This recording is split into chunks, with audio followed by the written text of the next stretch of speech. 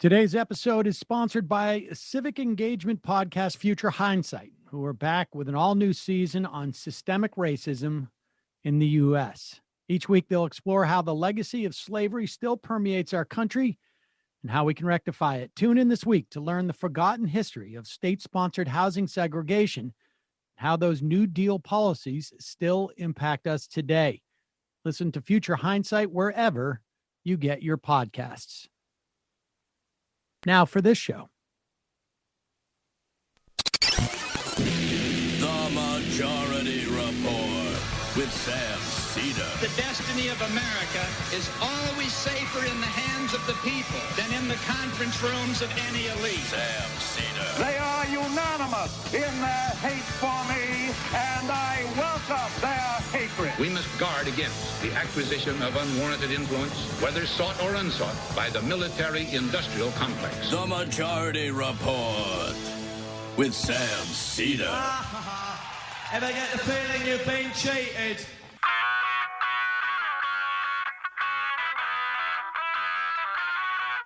It is Wednesday, February 3rd, 2021. My name is Sam Seder. This is the five-time award-winning Majority Report. We are broadcasting live, steps and steps from the industrially ravaged Gowanus Canal in the heartland of America, downtown Brooklyn, USA. On the program today, Type Media Center fellow Sarah Jaffe on her new book, Work Won't Love You Back, How Devotion to Our Jobs Keeps Us Exploited, Exhausted, and Alone. Meanwhile, the reconciliation process begins, and it's starting to shape up to be a battle between Joe Manchin and Bernie Sanders on the $15 minimum wage. There's a coalition of 120 Democratic lawmakers, and they've begun calls for the CARES Act millionaire tax cut repeal. Kevin McCarthy wavering as Democrats seek to bond the Republican Party to QAnon. And it's beginning to appear that Trump's impeachment defense is going to help Democrats in that very effort. Meanwhile, Warren to introduce a wealth tax bill and bipartisan legislation introduced to reverse the 2006 law which kneecapped our post office. The pandemic, meanwhile, has become a race between vaccination distribution and virus mutation. The FTC orders Amazon to pay $61 million in stolen tips. Meanwhile, the behemoth reaches new heights in the low art of union busting. Manhattan DA may prosecute Steve Bannon for his con of Trump supporters after all. And Congressman Jamal Bowman calls on Israel to vaccinate in occupied Palestinian territories. And lastly, Joe Biden brings the hammer down on Trump's anti-union panel. All this and more on today's Majority Report. Welcome, ladies and gentlemen. Thanks for joining us. As always, Emma Vigeland is here with me. Hi, Emma. How are you? I'm okay. Today's not my best day, but my mood always improves just as soon as the show starts. So I'm looking forward to the show. That's the same for me. Like with the 2 hours out of the day the 2.5 hours out of the day where I don't feel tired, I have some energy, I'm excited. And then the rest of the day I'm exhausted and I just want the day to be over. Yeah. It's almost like we like what we do. It's which is ironic, considering the book that we're going to be talking about today with Sarah Jaffe. That is one of the levers that is used in our society in many respects to keep workers down, to keep wages down, to keep people exploited, et cetera, et cetera. We will talk more about that. So that was a very astute moment to bring that up. But yes, that's true. So we've got a lot to get to today, and much of it, very substantive in terms of a process. We got the reconciliation process beginning. Joe Biden is still ostensibly listening to Republican lawmakers who are coming in, but everything that we're hearing out of the White House is we're not going to go small. Well, not everything. Not everything. Hearing some talk of maybe it comes in at $1.3 trillion, not $1.9 trillion. We shall see. There is clearly an attempt by some members of the administration. I mean, I think we're already seeing a nascent split in the administration. There are some who are trying to tap on the brakes or trying to push some measure of austerity. Let's remember the $1.9 trillion, even I think it was Senator Murphy from Connecticut was like, nobody in Connecticut cares about what or knows what reconciliation is. They heard $2,000 checks. They want $2,000 checks, period. And so the issue though is that is less, it seems like there actually is a significant coalition in centrist Democrats who want to lower the threshold from $75,000 for these $1,400 payments to $50,000. Why? Because they've decided to negotiate against themselves. Well, there are, and my understanding is that there's now been 3 who have not gone on the record who have talked about this. Now, of course, all we need is really 1 or 2, but 3 gives them cover but the fact that they're anonymous, we are still, I mean, this is all a negotiation that we're watching play out, and we're seeing the shadows of this negotiation. Joe Manchin went on television today on Morning Joe and said, if it has to be $1.9 trillion, then so be it.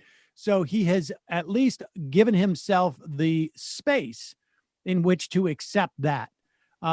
He has drawn a little harder line in the sand when it comes to the $15 minimum wage. But we'll see. Bernie Sanders has amassed a lot of reports. We're waiting on the CBO to score it in terms of how much will it affect the federal budget enough to make it qualify for reconciliation. Now, that is in some respects less of an issue because theoretically Kamala Harris could simply overrule the parliamentarian and say, yes, it does qualify. But the other question is, how much will it make the federal government to raise the minimum wage to $15 an hour because of what it will do for payroll taxes and income taxes? And will that number be sufficient to offset what needs to be offset to satisfy the pay-go law that exists, which is basically anything that we expend, we must at the end of the day be revenue neutral. We are also seeing, as I mentioned, and this got very little attention, and I think maybe we mentioned on the show once or twice in the context of the CARES Act. There was in the CARES Act, which was the first COVID relief bill passed in early, I guess close to April of last year, a tax break for people earning at least $1 million per year. And it went to only about 43,000 people in the country. Over the course of the horizon of that tax break, which I believe is 10 years, repealing that would save $250 billion. And that $250 billion, ladies and gentlemen, would go towards the pay for requirement that must be satisfied in this reconciliation bill. So it'll be interesting to see if that picks up some momentum. I want to get to this legislation about the post office and about the union panel, the Federal Resolution Board. Essentially, it is like a federal board that functions as mediation for when federal workers have a dispute with the federal government about the workplace. Donald Trump had crammed that full of anti-union people who were pushing rulings to hurt the public sector unions, and Joe Biden just fired all of them last night. We can talk about that, but before we get to any of that, this is just too funny. This is the clip of the year. This is the clip of the year, and it's this could work the whole year, and we're only in February. Yep, peaking early.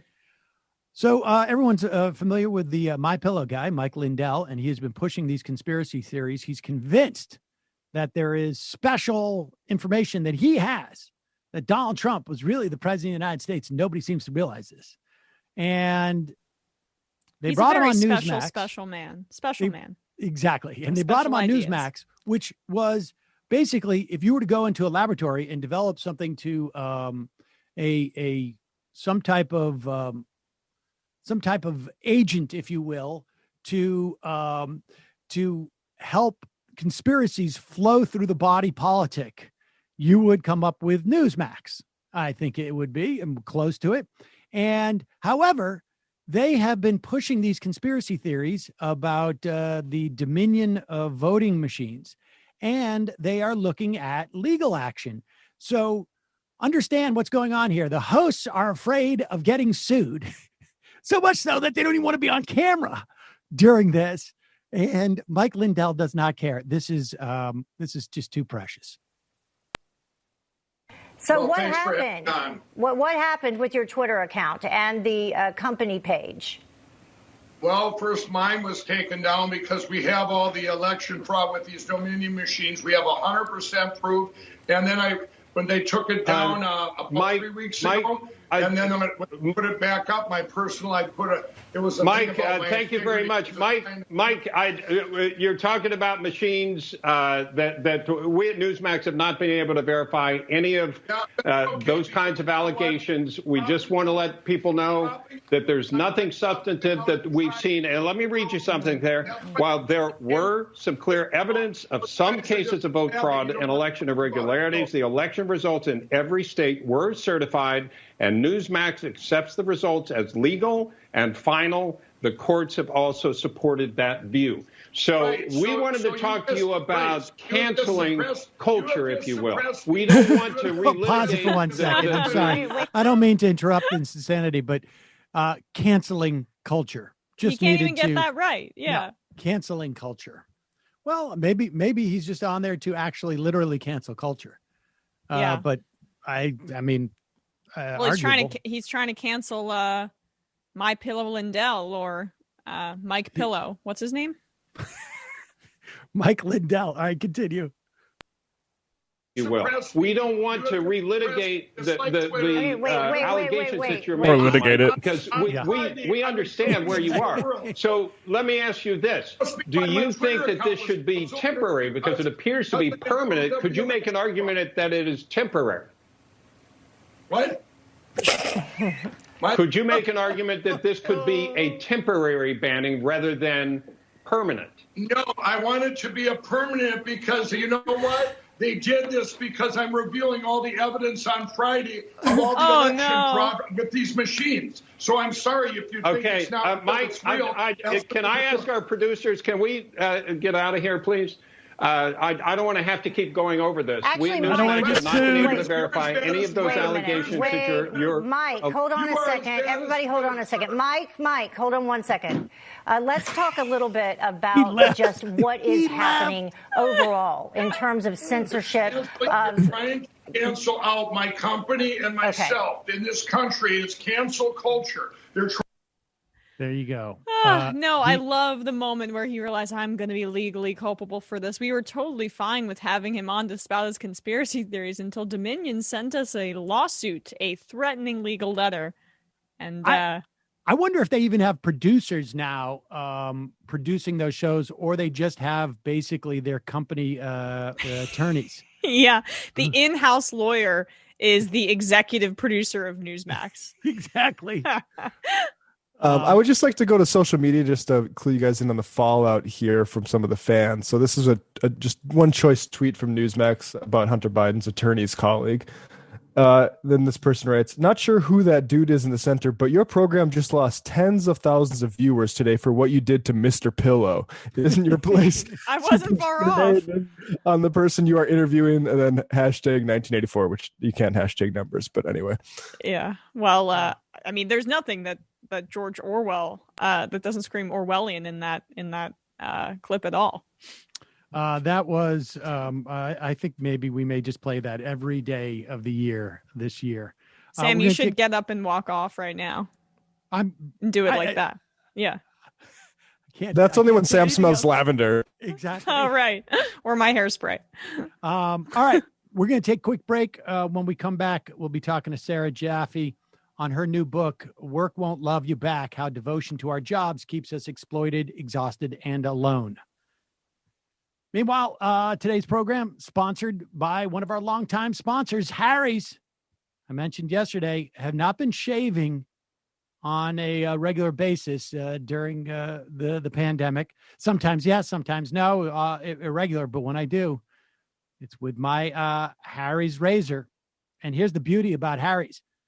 You don't have to choose for once between quality or a fair price. Harry gives you award-winning blades at factory direct prices. And for a limited time, Harry's is offering their starter set plus a free body wash for just $3 at harrys.com/majority. I've said this many times. Harry's delivers a close, comfortable shave, and they do it. It's significantly less expensive than those razors you'll buy in their sort of little glass houses or whatever they build around them in the pharmacies. Harry's Germany factory is one of the select few manufacturers in the world that have mastered the technology to create a Gothic arch, which apparently is the gold standard for razor blade grinding. They stand behind the quality of their blades so much, they have a 100% money-back guarantee on harrys.com. For me, I love the classic handle that they have. I love the narrow shave head so it can deal with my asymmetrical nostrils.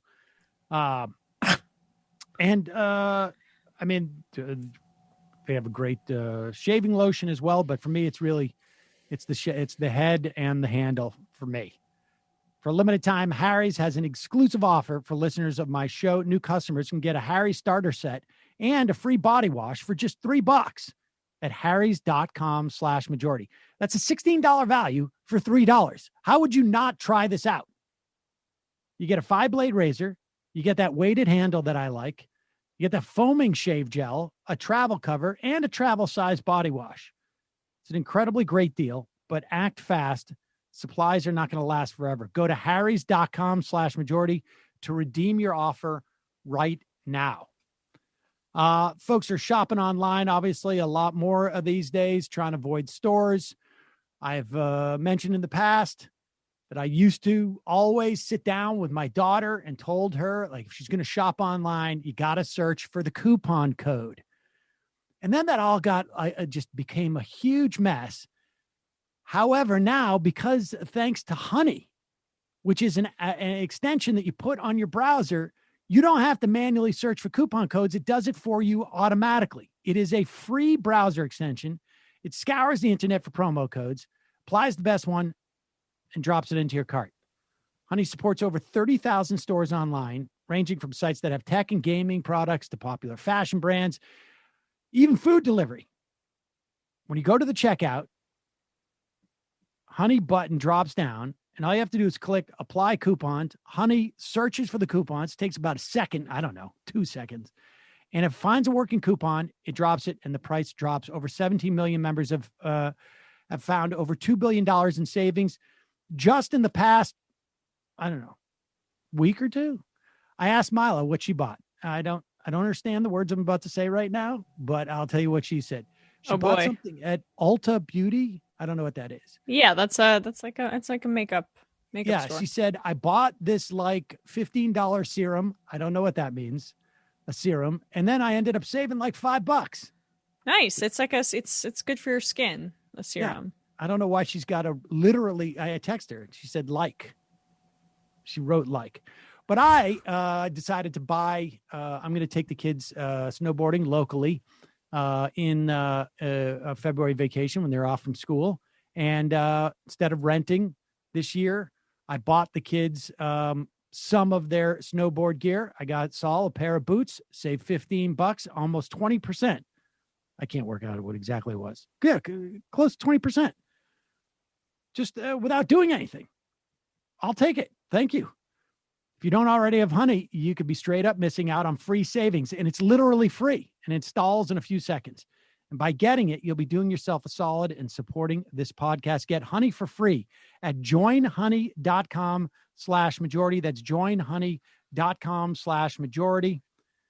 And lastly, like I say, people are being a little more stay at home these days. Completely understandable. And I got a great way for you to save a trip out of your house, save some time, and save some money. And that's by not having to go to the post office. You mail and you ship online at stamps.com. Stamps.com allows you to mail and ship anytime, 24/7, anywhere, right from your computer. You can send letters, you can ship packages, and you pay a whole lot less because you get discounted rates from from the post office and from UPS. With stamps.com, you can print U.S. postage, official U.S. postage, literally 24/7 at any time of the day. And you can do it for any letter, any size package, any class of mail, anywhere you want to send it to. Then you just schedule a pickup or you can drop it off.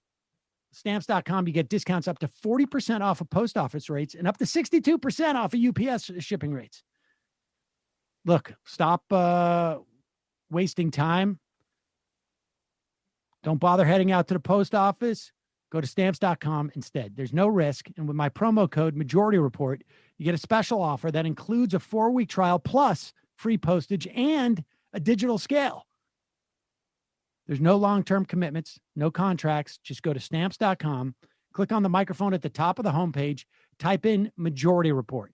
That's stamps.com, promo code Majority Report. Stamps.com. Never leave your house again. I mean, you can leave your house, but you won't have to. All right. Let's welcome to the program, or back to the program, I should say, Type Media Center Fellow, author of Work Won't Love You Back, How Devotion to Our Jobs Keeps Us Exploited and Exhausted and Alone. Sarah Jaffe, welcome back to the show, and congratulations. The book has been getting great reviews and is just a great bit of reporting. So congratulations to you. Thank you. It's always good to see you, Sam. It's great to see you too. Now, first off, tell me about how you went about writing the book, because the interesting part is that it's also sort of like there's an element of how the pandemic has been revelatory and sort of reframed, not necessarily reframed, but maybe provided a fresh perspective on some of the stuff that you're working on already. Yeah. So would you believe I finished writing this book and turned it in on February 28th of 2020, which seems like both a million years ago and last week. Yeah. And then went home. I was in the UK at the time, flew back to the US, straight into quarantine, and had to sort of do all of this extra reporting in the spring and summer to actually update all of these people's stories that I sort of profile one person per style of work that's in the book. And so I had a lot of Zoom calls, catching up on everybody and finding out essentially how their work had gotten worse. Right. And let's, so you I think you basically follow, I don't know, would you call them protagonists, 10 protagonists, I guess, and explore different types of work. Broadly speaking, categorize the type of work, or maybe that's the point. On some level, you can't, there seems to be two types of work on some level that are really a function of the workers themselves, but define for us, like, how you would classify these workers and the work. Yeah, so I split the book into two parts. And of course, there's a ton of overlap and also ways that like this narrative gets into all different kinds of work. But basically, the first part of the book is on caring work, the kind of work that has its roots in the work that women have long been expected to do unpaid in the home. And then the second half is based in creative work and the narrative around, you love your creative work so much that you will do many other things, including have a side hustle in order to be able to do it at all. And in each of those sections, I have sort of 5, as you said, characters that I focus on that tell the story of their experience doing a kind of work, their experience organizing around that kind of work. And in between, I sort of fill in the narrative with the history of that kind of work, how it has in many cases become a much bigger part of the economy than it used to be. And then in turn, how that narrative gets disseminated through all of the different kinds of work that other people who aren't in that particular field are doing. I want to, what I find fascinating, and I think I had a vague notion of it, but it was very revelatory, was sort of like how gendered so much of this is. But before we get to that, like, would you classify, because you're talking about artists and athletes in some instances, and, home care workers and teachers, how would you classify them in terms of like working class or, a PMC or whatever because on some level there's an argument in here that is there's like a flattening in some level or a reorientation or not. Is that the case? Yeah, one of the things that I'm documenting is the way that jobs that we would have thought of as being part of what the Ehrenreichs called the professional managerial class, the PMC that you mentioned, right? Things like working in academia, that like the conditions in those places have gotten so much worse that you actually see, for instance, adjunct professors organizing within the same union that's organizing fast food workers. And that the framework of the fight for 15 has been turned by SEIU to talk about adjuncts as like the fight for like 15,000 per course that they're teaching. So like the way that these jobs have gotten more precarious actually means that like my conditions as a freelance journalist often remind me of my conditions when I was working in restaurants, that the sort of instability and never knowing how much money you're going to make and always feeling like you have to hustle more in order to get by. That's actually the condition of more and more workers, even in what we would have thought of as sort of white collar jobs. I mean, is it the precariousness? Is it the lack of control? Is it the relationship with management, for lack of a better word? Is that what is definitional in your mind of the working class? I mean, it's all of the above of those things, right? Like when we talk about the working class, it's important to remember that like that was never about like whether you worked in a factory or not. It was about whether you controlled the conditions of your labor. The proletariat was the thing that had the people who had nothing to sell but their labor.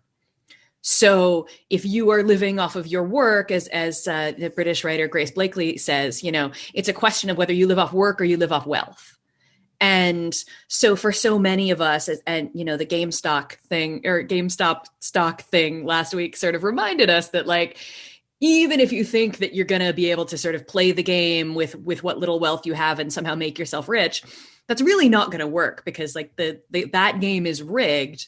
And really you're still sort of stuck with the thing that you really have to sell is your work. Okay. So let's go back to this notion of how gendered, I mean, your main characters, your protagonists, I guess. I think it's, if I remember correctly, 9 out of 10 are women. Yep. And there is, on some level, I mean, we'll get to more of the sort of the questions around gender, because it's fascinating that there is, this concept of the working relationship has become more womanized on some level. Like what does that mean? Yeah, we talk about the feminization of labor in a few different ways, right? And that is that on the one hand, the pay is lower, right? Because like historically, there was this assumption that if women were going to work in a workplace, they didn't really need enough to support the family because they were probably either married to a man or living in the house of their father who was paying the real bills. And so women were sort of working for pin money and that kind of thing. So that on the one hand has just allowed like the devaluation of women's labor, which means that like the devaluation of fields that are assumed to be women's labor, even though there are plenty of men who teach, there are plenty of men who work in retail, and men are having to do this work that is sort of historically presumed to be just done by women. And then the other part of it is this emotional investment in the job. And so in fields like, again, like teaching, like healthcare, the kind of caring work and that investment that you're supposed to have for the people that you're working to help or to take care of, that kind of emotional investment in it is an expectation that has long been made of women, but is increasingly being made of everyone.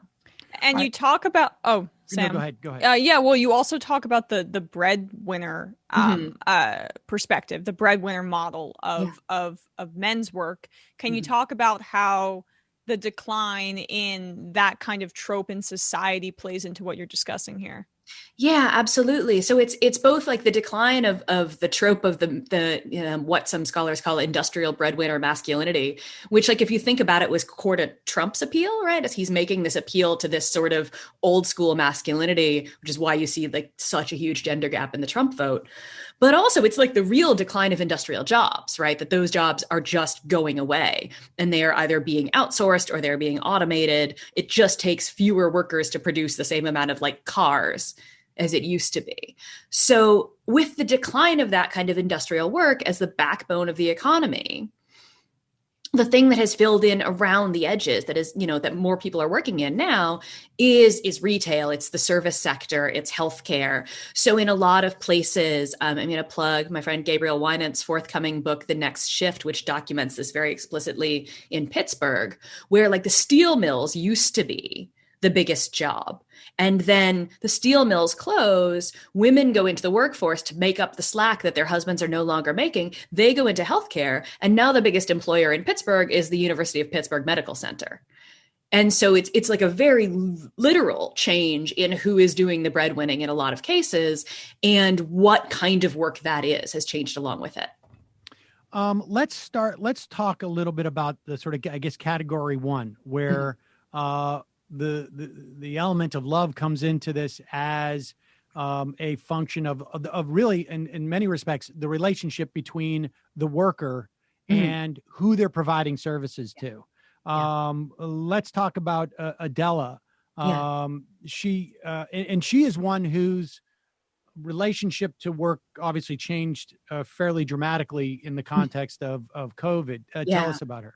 Yeah. So I met Adela. I went and hung out with her on a day when she was working with her clients. She takes care of family with young children. So when I met her, she was a day worker. So she would go there in the morning and go home to her own family at night. And during the pandemic, she sort of had to make a choice of either not working because you can't nanny over Zoom, or going to end up living with her employer for Monday through Friday. So she ended up staying at her employer's house for Monday through Friday. And, her own kids are at home and they're slightly older, so they're better able to take care of themselves. But also, she told me about worrying that her kids are not getting their schoolwork done, that if she were there, she could make sure that they were, tuning into Zoom classes and all those depressing things. And the way that like that tension between the children that she is paid to care for, who she does very much like actually care for, and her own family, who she's doing this work in order to pay the bills for her actual children, but that means taking herself away from doing like the sort of day-to-day care for them in the pandemic. And that was a really tough choice for her to make. How does that, so the idea is that her desire to take care of these kids. I mean, obviously you're a nanny.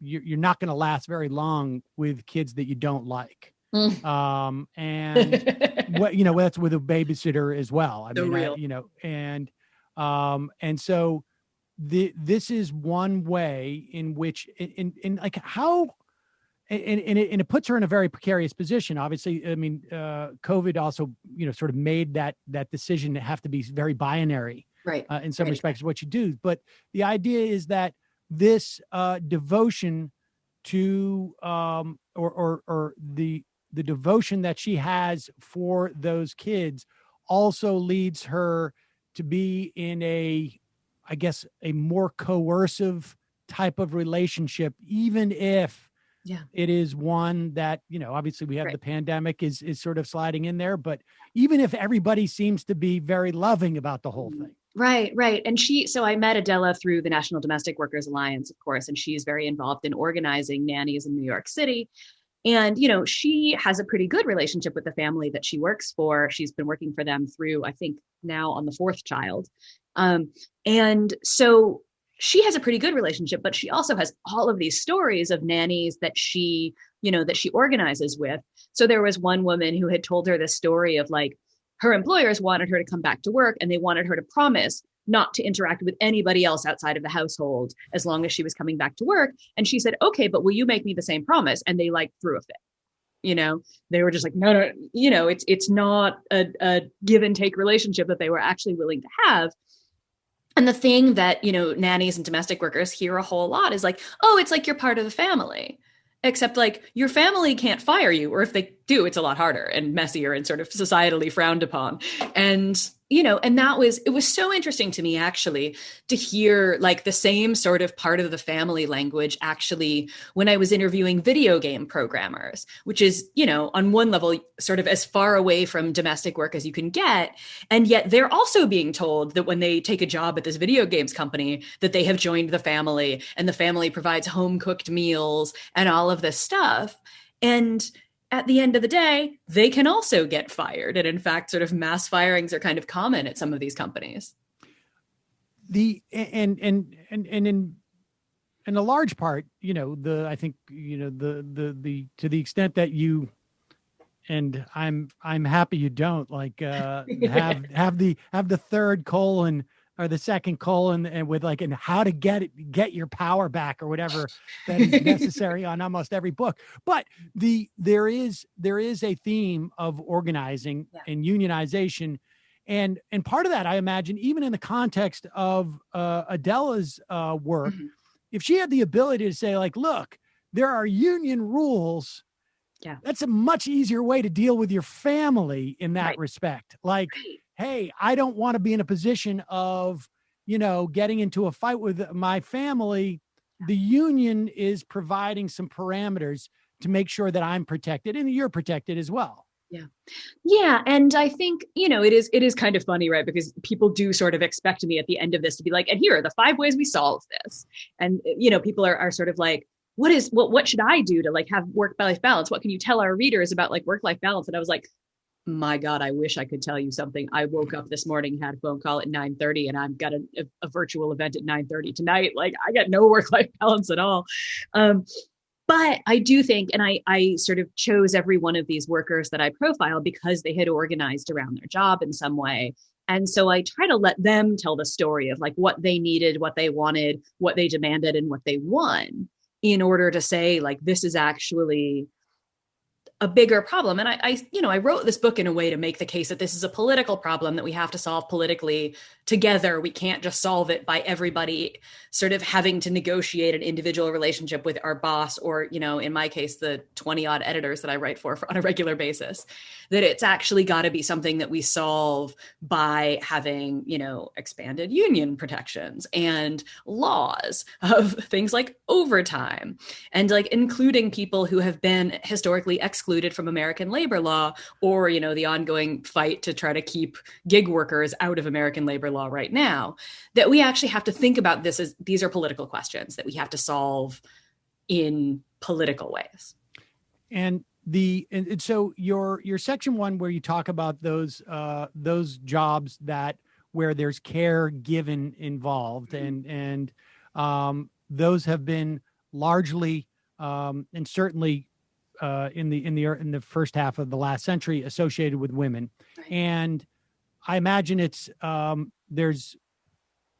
goes both ways as to why those jobs were like, many of them not covered in the Social Security Act, just as for an example, and why they're just sort of broadly dismissed and dismissed also as being like sort of working class, as you say, like, they don't have a hard hat on or their hands aren't greasy.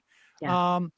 Let's talk about the development of this notion of like, love what you do and this whole concept of, if you love what you do, you're not going to work a day in your life. And I just remember, like, what reminded me was that I remember going for a job interview at, like, I think it was called Super Salad, when I was doing comedy, and this was going to be my day job. Yep. And I got interviewed by the guy, and I said, the guy said, like, why do you want this job? And I said, well, look, I'll be honest with you.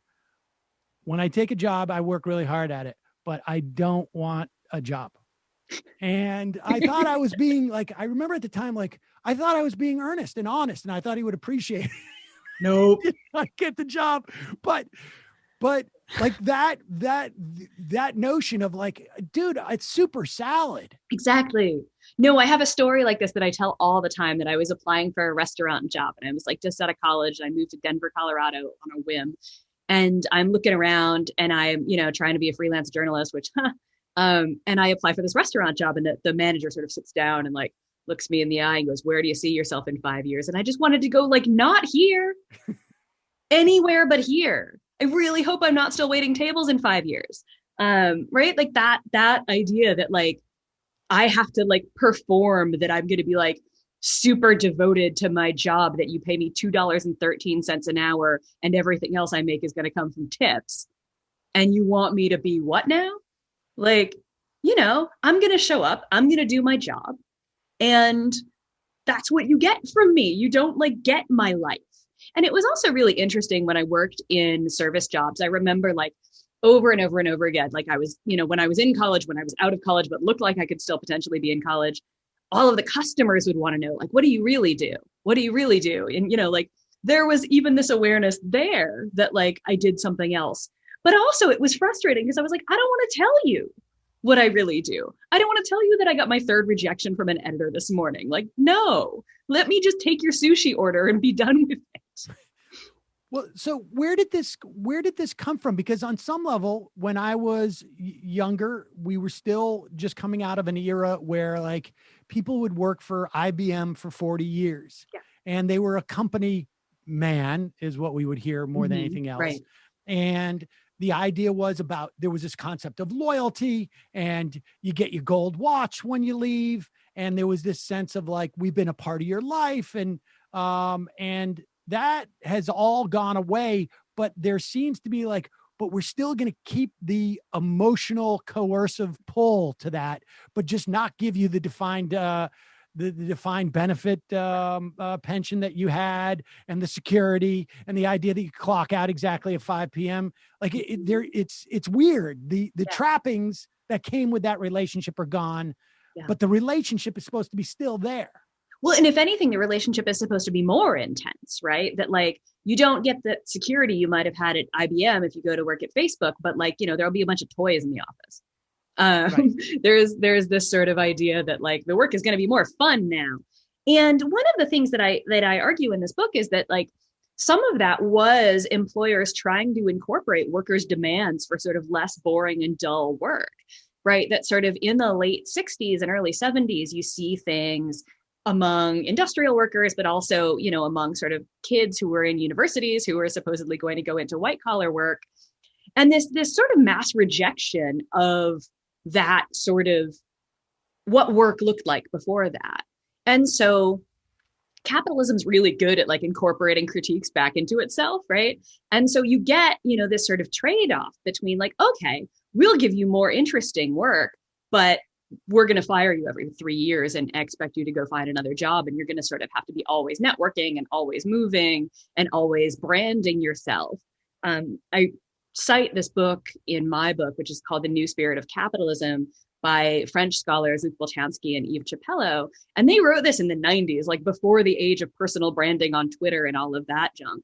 But it's still so striking how, like, so much of what they talk about as this change in the work ethic and in the expectations of workers is about sort of networking and always be selling yourself and always be ready to jump to the next opportunity and the next opportunity.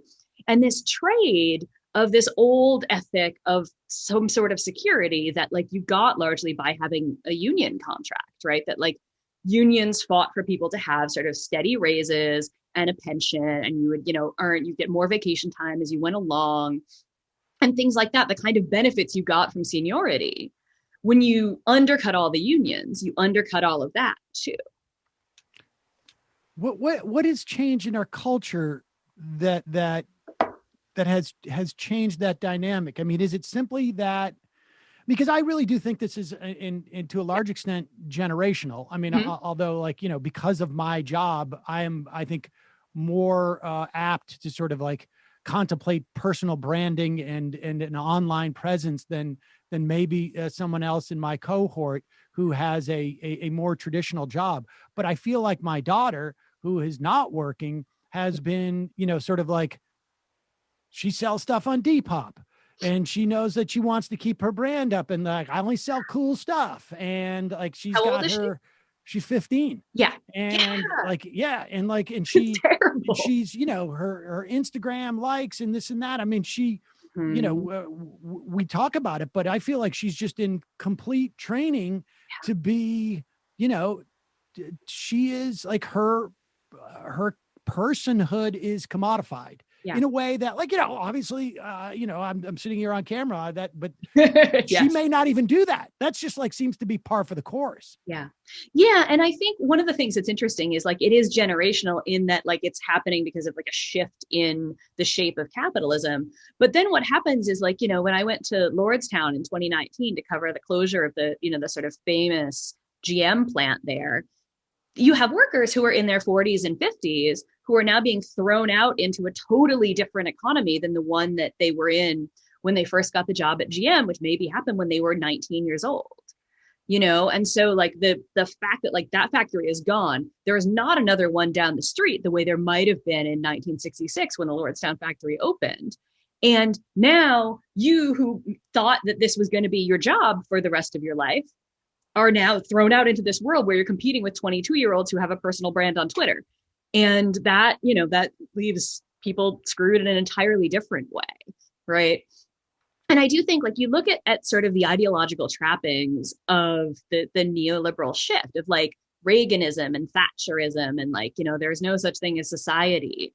And all of this, the sort of arguments of, like, I'm always blanking on this guy's name. He died a couple of years ago, who was just, like, literally arguing that everything should be a market and, like, marriage should be a market. It starts with a G. It's like Gary something, but it's not. I always confuse him with the guy who's at the CFPB. Anyway, but they're like real arguments from this cohort of people who, come into positions of real governmental power under, like, Reagan and the first Bush, that are arguing that, like, literally everything should be a market. And so, now we've got dating apps. and your 15-year-old daughter is branding herself on the internet. And, we've gotten this thing where we all are sort of, everything is a market and everything is commodified. And that means, it means so many things for how we think about our relationships to the world. But one of them being that, like, work is this super important thing. And, like, my Twitter has to be a representation of who I am as a professional. Because if it's not, then some editor might see that and never give me another writing gig, right? And if I don't get answers on an email from an editor somewhere, I go back and look at my Twitter and be like, oh, did I say anything that might have, did I criticize this publication at some point or anything like that? Because, like, we've all been convinced that, like, this is how work is, but it is how work is. People hire me because they, like, follow me on Twitter and they see my take on something, and then I get an email from somebody saying, do you want to write an article about this for us? And so, it's really insidious in all these ways, like you're saying about your daughter. I just kind of want to be like, please don't. We spend a lot of time, on some level, it is what it is, and it's trying to sort of, like, decouple, your worth. And it's conceivable to me that maybe she's inoculated from this by the time she becomes an adult in a way that maybe when it was introduced to us, but that to me seems second order still. Like, I can't help but think about, and I mentioned this yesterday on the show, and it always resonates, when Greenspan testified in front of the Senate. And I can't remember what context, but he said, part of our job at the Fed is to maintain a certain amount of anxiety amongst the workforce, or something to those effects. Yeah. And And that anxiety, like I've noticed over the past 10 years or so, the proliferation of like life hacks and efficiencies and the rise of like quant type of people, like, and, you know, even like the Tim Ferrisses of the world who are like 4-hour work week. How do I maximize my body's potential? That, like, all of these things, like I need a competitive edge. Like there has been this creation. And so where does that, on one hand, you have that notion of like the worker's anxiety, and then this other thing about, which sounds almost like a different directive, which is love and be passionate about your work. Like how do those interplay? Like there's sort of a double-edged sword to the love and be passionate about your work thing though, right? Because if you are then like, you know, you love and you're passionate about and you're really excited about your job, whether it's again, like being a journalist or being a video games programmer, and then you get fired, then the answer is always like, you just didn't love it enough. You weren't passionate enough. You didn't like devote yourself to it enough. And so it must always be your fault if you fail at it. So, you know, like the love your job is not, it's like as much a threat as anything else. It's kind of like, you better love this job, because if you don't, we'll know and you will be replaced. And there will be 20 other, again, like young people coming out of college who would kill to have your job. So you better smile and you better behave and you better not threaten to organize, right? You better stop talking to your coworkers off the clock, if we are ever off the clock, if there is even a clock. Is the idea on some level that it functions as like, it's not just that you should love your job, but that your job is lovable. Right. And if you don't appreciate that the job is lovable, that's somebody else. That's why your compensation's so low, because your job is lovable. Right. Exactly. And we sort of, you know, there's the ongoing joke about like writing for exposure. People are like, I can't eat exposure, y'all. Like, you know, this idea. And like, how many workers have I talked to who are like, you know, Uber drivers or doing some other gig economy work, but like their real daytime job is like, they're a film editor and they're driving for Uber because being a film editor doesn't actually pay you enough to live, even though, how much money is sloshing around Hollywood? But the people who are trying to work their way in to hopefully someday be paid a full-time salary to be a film editor are, you know, they're delivering your dinner on the side, because the hope is that someday you get to do the lovable work. Or this was me when I was waiting tables, or you when you were applying for the job at Super Salad while doing comedy, right? Like we're hoping to get to the point where that's our full-time job and we don't have to do anything else. Is there does there need to be a reorientation on how people perceive workers in these different sort of categories on some level? To do we need that type of cohesion, or is that, I mean, I just like I'm just curious about that aspect of it. And there's one other thing that sort of like strikes me where they come in conflict, right? Because like for the creative class, for lack of a better term, right? The people who are supposed to love their jobs, ostensibly a big cohort of that are college graduates. Right. Now, there's a lot of people who have college debt who didn't graduate college. And in fact, that's where a lot of the debt accumulates, because they supposedly don't get the, but we are pushing on behalf of like a sort of a more worker oriented political movement. Yeah. We forefront college debt, which I am totally in favor of getting rid of. But at the same time, we don't forefront something, let's say, like universal childcare or universal pre-K or preschool, which I mean, I don't know the statistics on this, but I got to imagine when you're talking about the working class, that issue, like what do we do with our kids? How do we get good childcare for them, particularly when they're young? Has got to be as a huge issue for working class people. So much of these conversations, right, are based in ideas that the working class is sort of one thing, right? And that the working class, that assumption is usually like, oh, it's a white guy who works in a factory, right? And that's actually they're still part of the working class, right? There are still factories and there are still white men who work in them. There are also Black women who work in them, right? There are also like all sorts of people who work in factories. There are a lot of immigrant workers in factories in America, as well as the workers all over the world who, you know, work in factories. And so like, that's the one way we sort of misapprehend it. On the other hand, you know, I think of the story that like Anne Marie Reinhardt, who's a retail worker that I profile in the book, who worked at Toys R Us. And she started working there as a seasonal hire on the holidays when she had just had her first child. And so she had left the job that she had before, which was an office job. And she ended up staying at Toys R Us for something like 30 years. And then finally, when Toys R Us goes bankrupt, she and a whole bunch of other workers are like, wait a minute, I gave my life to this company. And she, you know, she had a degree. She was, you know, has a story that I retell in the book of somebody coming up to her and saying to her kid in front of her, right, this is why you get an education, so you don't end up like her. And Anne Marie's like, excuse me, I have a degree. Half of my, you know, part-timers are college students right now.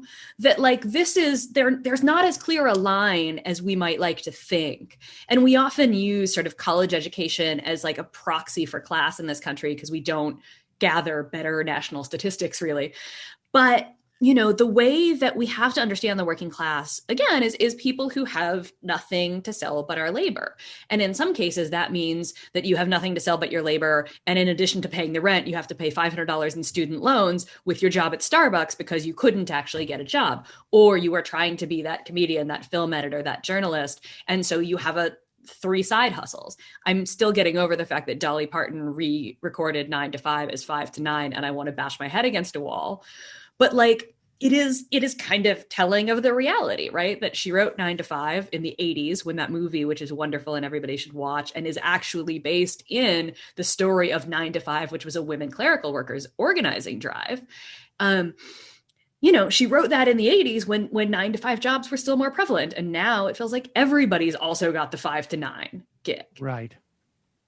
So, yeah, so I think that we have to understand the working class as always a thing that is in a process of being composed. So we're understanding the working class as made up of retail workers and Uber drivers and computer programmers and journalists and precarious academics, right? And all of these different people actually have a lot more in common than we think.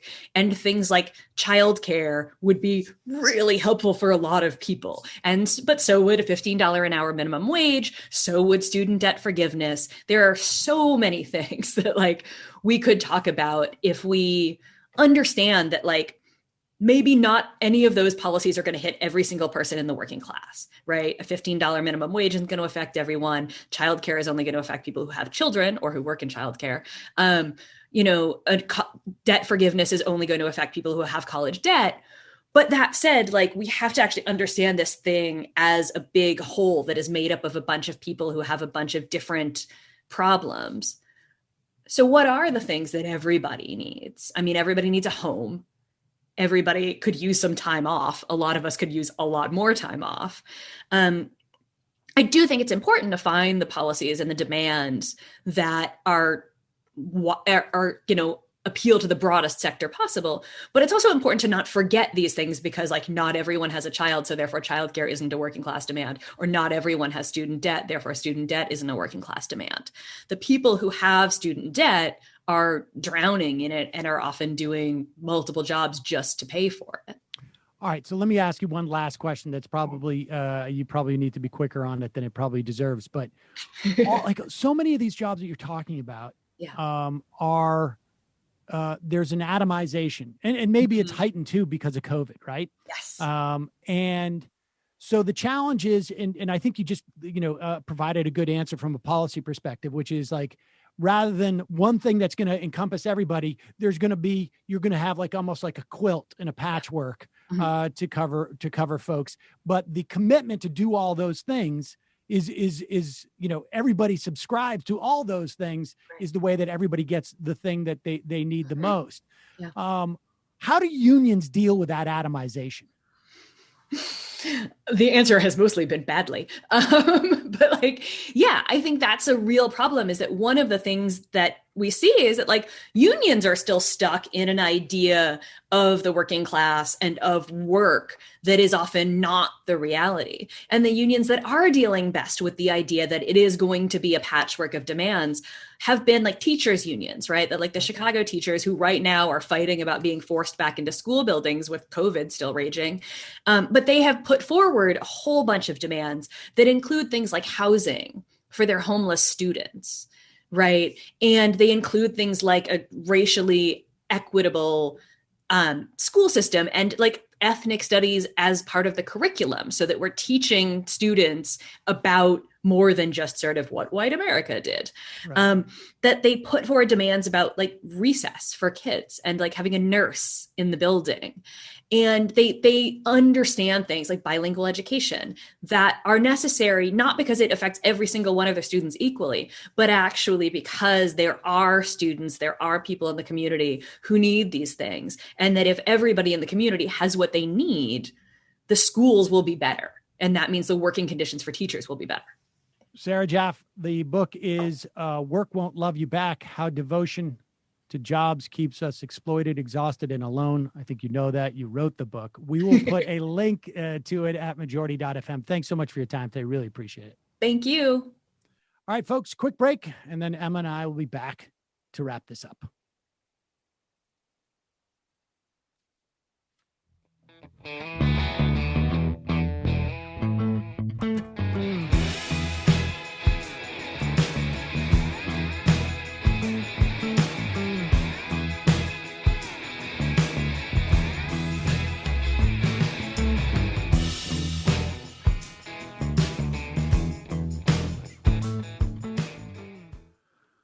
Fascinating book, and I think there's I think that concept of both, thinking about both from a unionization standpoint and what she's, what the teachers are practicing is, I think they refer to as social justice unionism as opposed to managerial unionism, where the union is fighting for issues in the community, and by strengthening everyone, everyone gets strengthened. I mean. But I guess that's the approach, and from a policy standpoint, that also makes sense. Well, yeah, I mean it's solidarity when it comes to workers, and I really appreciate her perspective on it too, just from the feminization of work. That was the thing that's stuck out to me so much, is that I would have loved to ask her, or maybe I will in another time, how those cultural shifts maybe increase the anxiety in some of the political dynamics that we're seeing with the rise of Trumpism, et cetera. Yeah. And now it's also so hard to divorce. It's been a year now that we've been basically in more or less lockdown, and it's hard to sort of disaggregate some of the sort of pandemic anxiety, insanity, and just the sort of normal insanity that we have in the context of our politics, and where that, how that is bred by the anxiety that people have in the workforce. I mean, you could just see it in the numbers. Folks your age are just at different age levels, 20, 26, 30, 35, 40. They simply don't have the money that folks in my generation, when we were that age, and in the boomers generation, when they were that age, have. Not by a long shot. All right, well, that's it for us today. We will be back tomorrow. If you missed any part of this show, check it out on the Choice channel on the Peacock app. We'll be running at 5 p.m. and 10 p.m. As always, for Emma and I, we'll see you tomorrow. And for those of you who we're seeing now, we're going to see you today. And Jamie's going to join us back from her being snowed in. But before we talk about that, let me just remind you that you can support this program by becoming a member at jointhemajorityreport.com. Jointhemajorityreport.com. When you become a member, you not only support the free show, you get it free of commercials, and then we give you extra content. So check it out. Don't forget also AM Quickie every morning, 7 minutes, headline news from a left perspective.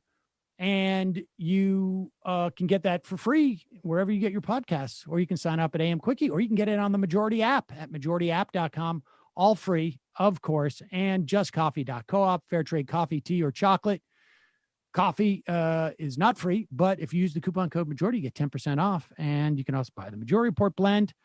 Don't forget to check out Nomi's show today. Today on the Nomiki show, I don't know who it is. But, good job, though. Good job. Did I say it right? You did it, yeah. Now I'm not going to get it right because you pointed it out to me. I'm sorry. TV, _Nomiki_show. So check that out. Jamie, what is happening on the Antifada? Hey, so this week on the Antifada, Sean has on political economist Jason Smith to talk about the economy.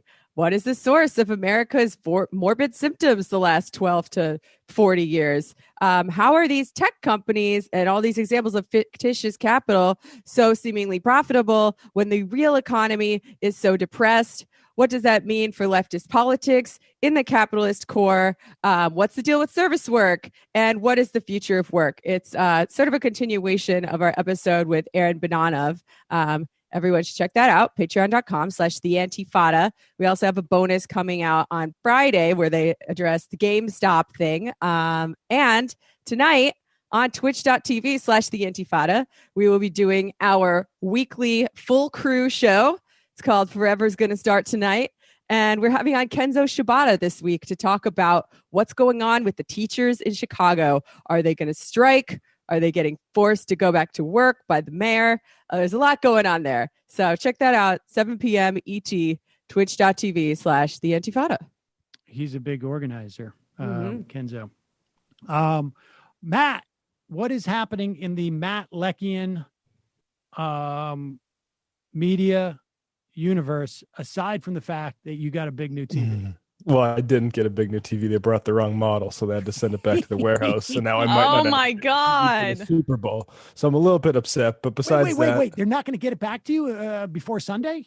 It has to get back to the warehouse, and then that's the process. Then I have to schedule a new delivery. So yeah, dude. Do you still have your old one at least? I do, yeah. But all right, well, you'll be all right. 1080p. You kidding? Anyway, I'm kind of flustered now. I forgot what I'm supposed to plug. Tonight on the Left Reckoning Patreon, for patrons of Left Reckoning, a conversation I had with Ronald Reagan, Stephen Robbins at Yakima Abogado about how Joe Biden needs to get his get his stuff together on immigration. Sorry, I'm flustered. He's so upset about the TV. I really am.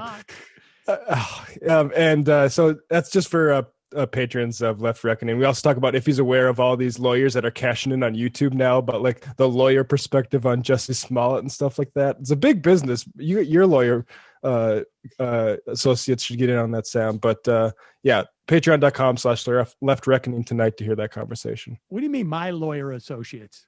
Well, like all the lawyers, that you work with on Ring of Fire and stuff, like they're missing an opportunity on YouTube by saying, here's what a lawyer says about this pop culture topic, and it just does massive clicks. I don't understand. I don't even understand what that is. But like, here's a lawyer's perspective on the Jussie Smollett case, for instance. That'll do like 100,000 to 200,000 clicks. Okay, so it's all on legal cases. It's not like kind of. Here's what a lawyer thinks about whatever that's basically Brad and Angelina broke up or something. I think it's basically what that is. They could. I mean, it has to be more on that stuff. Yeah, where there's here's a legal angle to it. Here's a lawyer on GameStop, for instance. Right. Okay. Yeah. Weird. It's also fun to watch Matt get flustered for like the first time I feel like ever. Like Matt never gets flustered, but now we know what his Achilles heel is. Yes, it's the TV. But I mean, I'd be pissed off too. Yeah. Yeah, I'm frustrated, but anyway. Late breaking on Nomi's show, Corbin Trent will be on. He has, what is the name of that pack that they're running? We played an ad, I think, the other day from them, going after recalcitrant senators on this whole package, if I'm not mistaken. And he was original spokesperson, I think. I don't know if original for AOC and for Justice Dems. So check that out. That will be interesting. Quick break, then fun half. Are in for it. All right, folks, 646-257-3920. See you in the fun half. Are you ready?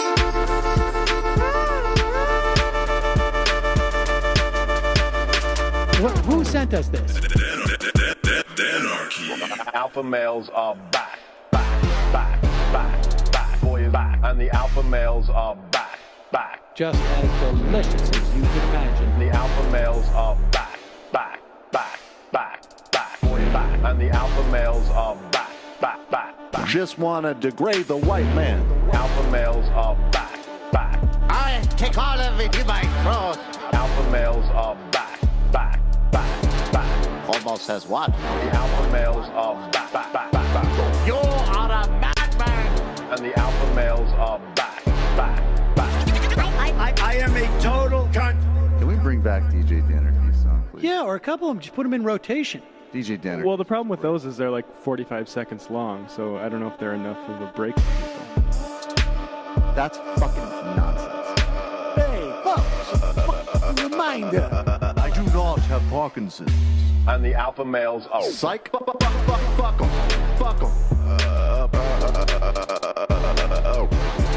Almost says what? What?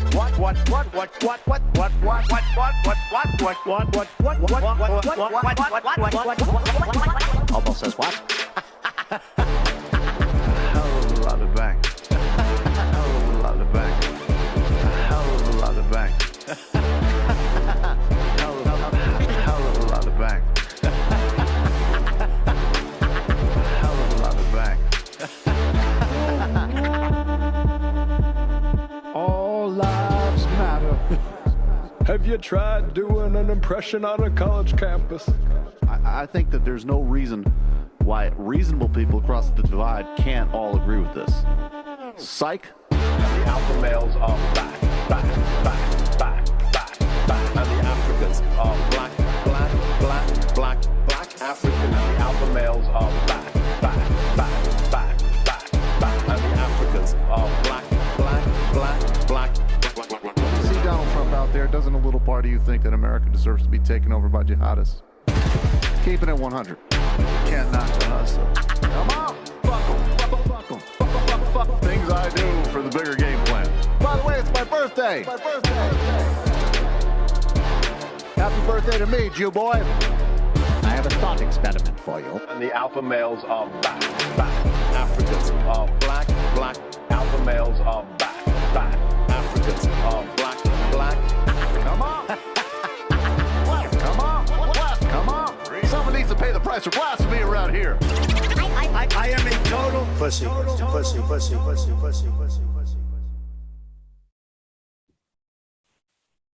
We are back. It is the fun half, ladies and gentlemen. Hello. Train Boy says lawyer adjacent people is a North Dakotan term for Jew. That's what Matt meant. That's not what I meant.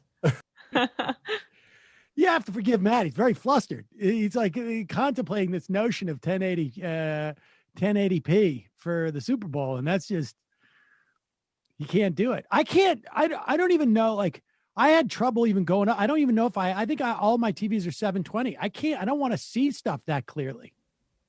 You want to take your glasses off, then. Yeah, right. Yeah. Even with my glasses on, they're always like a little bit dirty, and I feel a little bit more comfortable that way. That way everything is just sort of. How does it get dirty? Like, as soon as I clean my glasses, I never touch the lenses, and you wear them all the time. It's just like, but then I have smudges on them, like from my fingers. I'm like, I haven't touched it. Well, I don't know. My kids could come over and smudge your glasses. I don't know, but Sam, so far this week we've learned that you don't like in any way being touched, and you also don't like seeing people clearly. Soon we're just going to be doing the show from you in a deprivation tank. it's not that I don't like being touched. I don't like getting massages or having my back manipulated. How? Oh, God. How don't people? I mean, I do not. I've given up on going to get massages myself because I'm like so sensitive. Everything either hurts me or tickles me. And then, my friend who coerced me into going to get massages with her can hear me from the other room like, ow, haha, ow. And it's really embarrassing. No, I get it. I mean, I am in serious pain when I get the massages, but it just feels so much better after. I have constant knots in my back, just constant. Oh, right? Well, maybe us lawyer adjacent people aren't great at getting massages. I don't know. Right. They're just too conscious of the potential legal actions that could follow. There's a really interesting thing happening at Fox right now and in the Republican Party. Like, a lot of people are saying you're making too much about Marjorie Taylor Greene. I actually don't think that you can make too much of Marjorie Taylor Greene. Anything right now that creates some cohesiveness amongst Democratic lawmakers is a good thing. It's going to end. It will provide material benefits for people.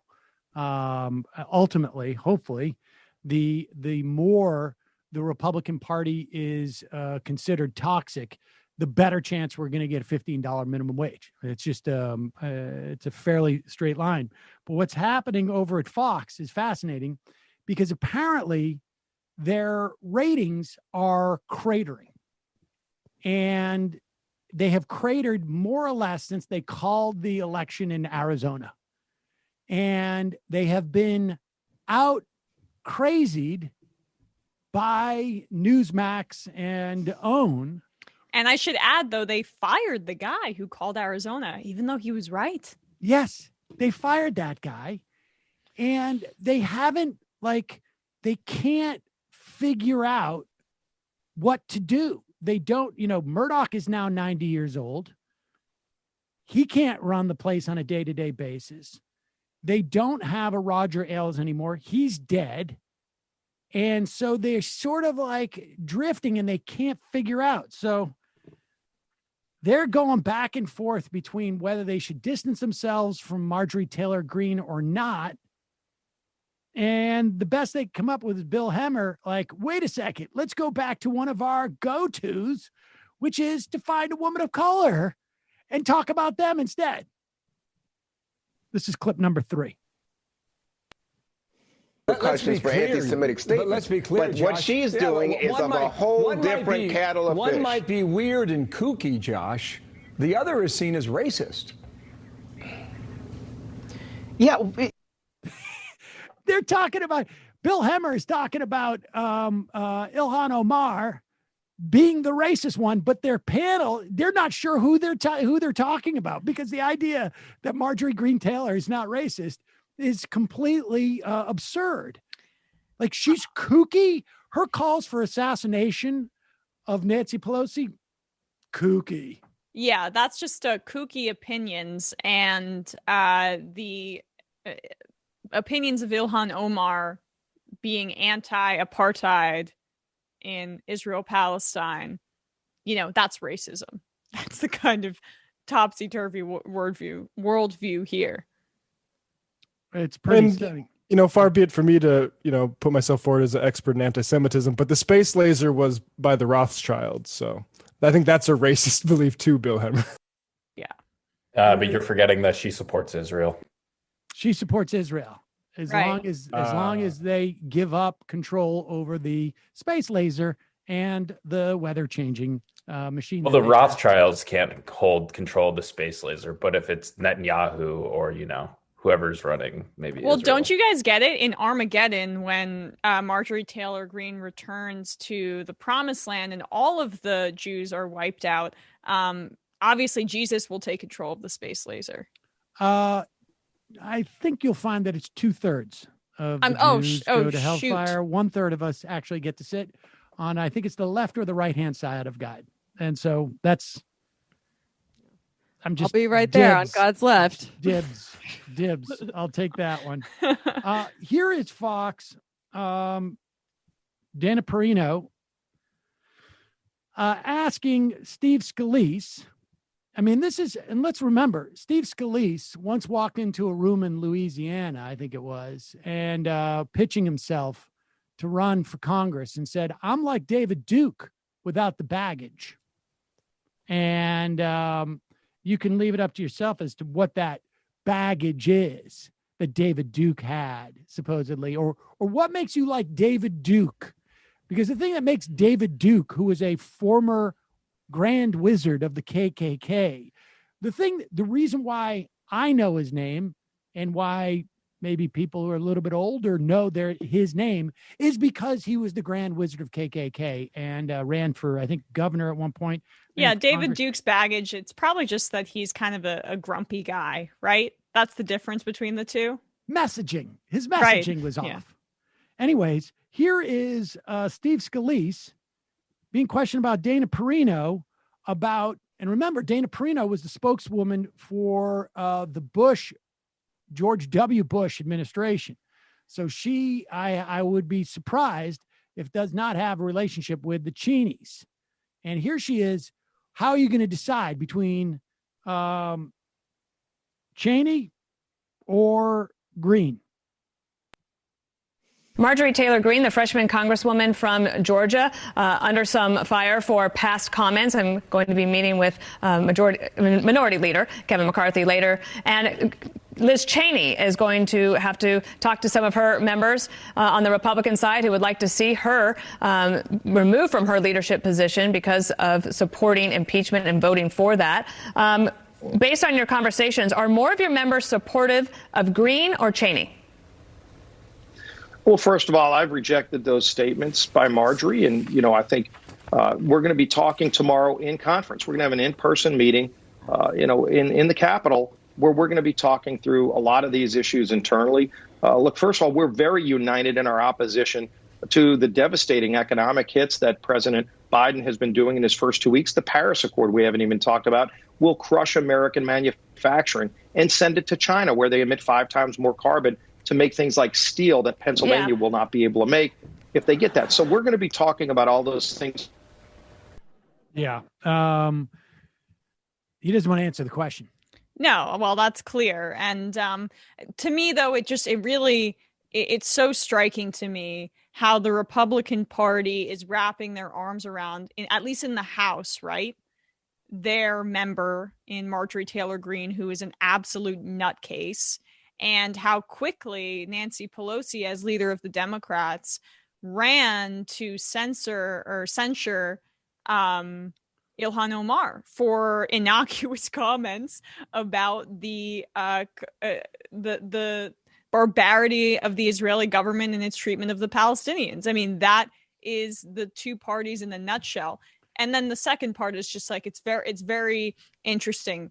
The schism right now between the Senate Republicans, Mitch McConnell coming out, calling Marjorie Taylor Greene's beliefs crazy, and the House Republicans, who are a lot closer in proximity to the MAGA base than the 6-year term senatorial candidates, Republicans, who, are on average a lot wealthier too, and just less connected from that base. So you're seeing a disparity in response and reaction.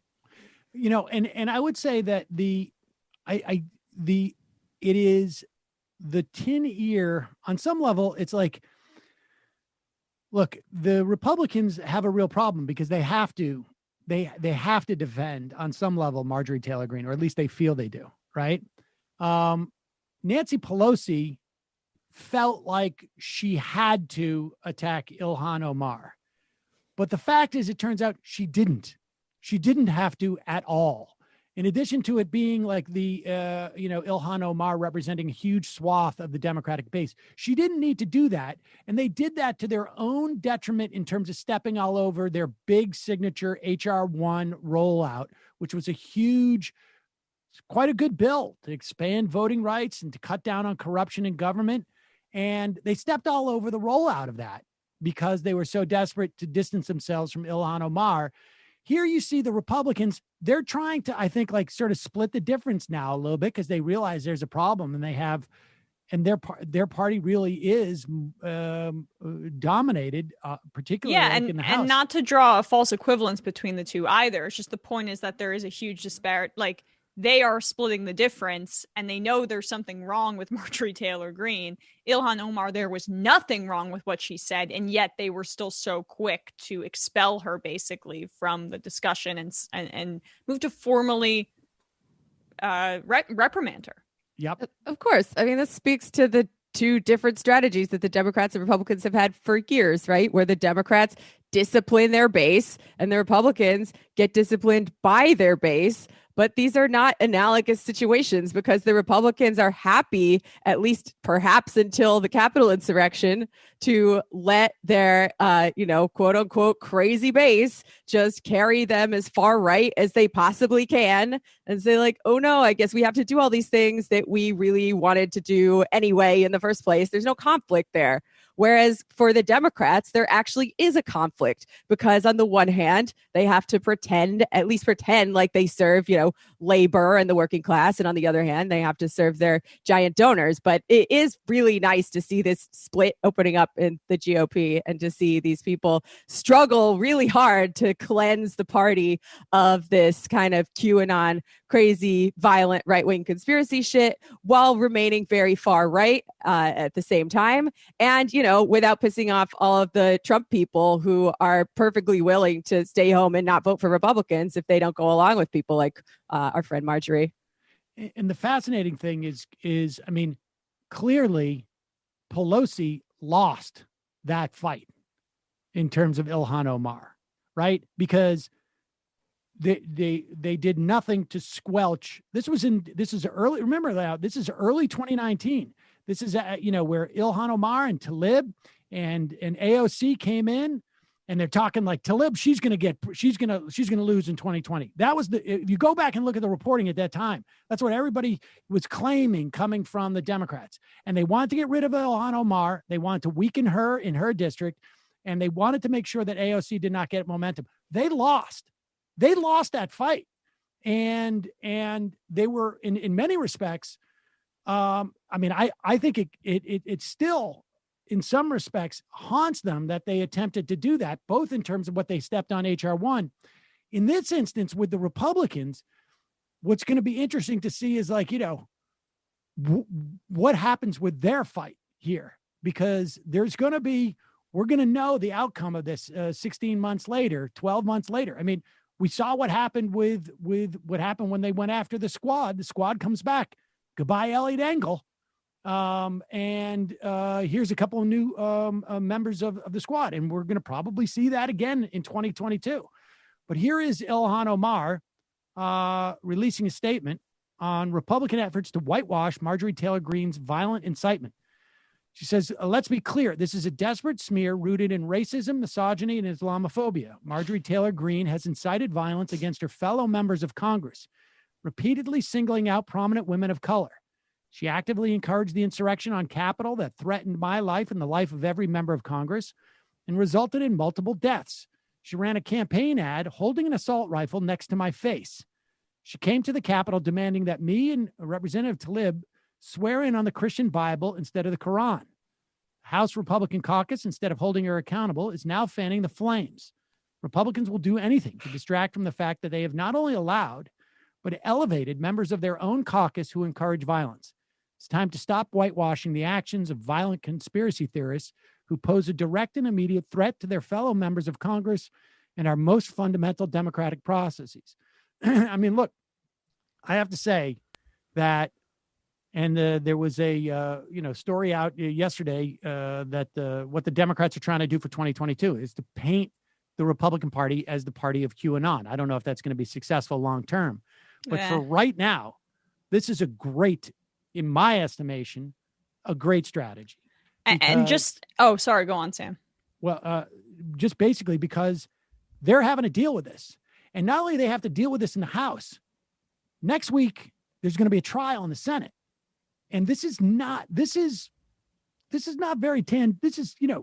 pretty directly related to what happened in that chamber 3 weeks ago.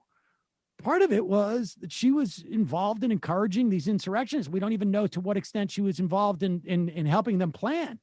But this is going to keep them from making a big deal about like whatever it would be that they would deploy to try and fight against a COVID relief bill. And that is very, very helpful. And this is smart politics for the Democrats. I mean, it's sort of theirs for the picking, but well, it's good to see them do it. Yeah. No, I wanted to reference this before we got off Ilhan Omar versus Marjorie Taylor Greene, because in her statement, Ilhan Omar talked about how she had used her likeness basically in the past. Marjorie Taylor Greene is using images of Ilhan Omar yesterday. Keep it up, MAGA country. We've reached $95,000. Let's get to $100,000 to help me defeat my seat from the DC swamp. And then if you just like scroll down a little bit, Democrats are trying to expel me from Congress, and it's just an image of her. And Ilhan Omar responded on Twitter saying subtle. Like those are the images that she's using, as if Ilhan Omar solely has the ability to do this. It's but like Fox News is saying that Ilhan is the racist one. Here's another tweet by Jake Tapper, because Romney was quoted as saying, "Our big tent is not large enough to both accommodate conservatives and kooks." And Tapper says, the question is, how does one define kook? Is someone spewing election lie nonsense a kook? How about if they join a lawsuit that spews such nonsense? How about if they vote according to that nonsense? Which is, I think, a really good question. Yep. Also, like, just to jump one category, one topic back to Ilhan Omar, she's an institutionalist here. Like, I have my critiques of our institutions. Like, I am not an institutionalist, but to the average person who, like, more or less thinks our institutions are legitimate, which one of them is saying stability is good, support our institutions, and which one is trying to tear them down from the right? You mean Marjorie Taylor Greene is the answer? That was where I was going with that. Yeah. Okay, I just didn't know if that was pure rhetorical or he wanted a verbal reaction. All right, I just turned on the phone. Wait, what? Did I call in? What the heck? I can't tell if I'm in now. Hold on one second. You're in. There we go. All right. Calling from an 814 area code. Who's this? Where are you calling from? Hey, Sam. Good morning, everyone. Thanks for taking my call. I loved your interview with Sarah. I thought it was spot on. Having lived through all of that and had to go through that, I mean, I'm 66 years old, retired now, in sort of the middle management end of the healthcare and mental health, and dealing with the changes that I've seen in just my profession before I retired. Now it's just incredible.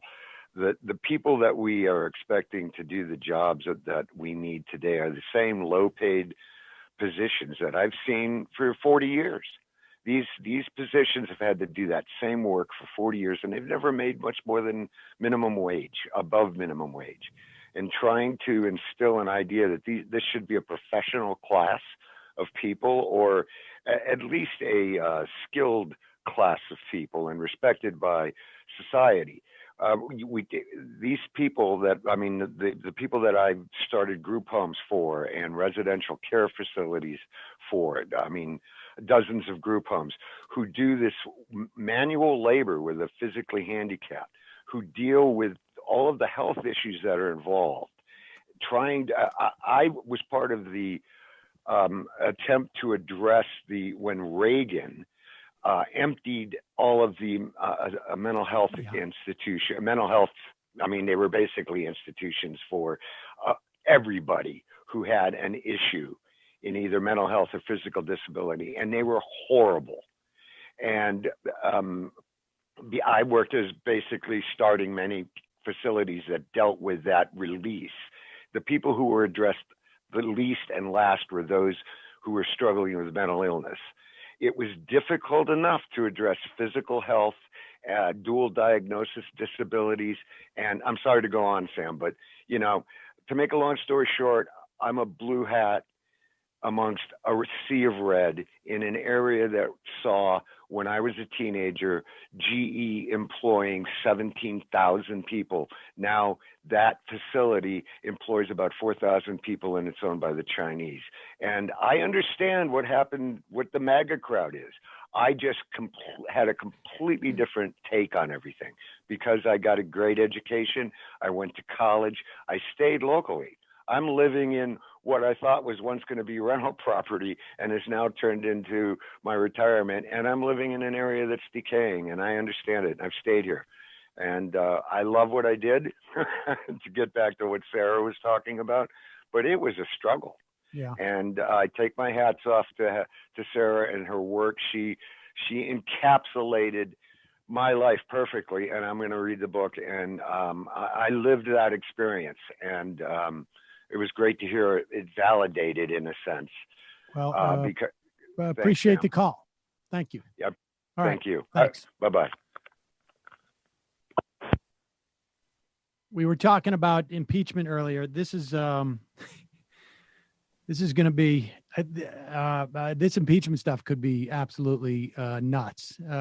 We had Lindsey Graham the other day. I don't even know if we ever played that sound of Lindsey Graham saying, like, I hope the Democrats don't call witnesses, because then we'll start calling witnesses. We'll bring in the FBI and find out exactly who is in here.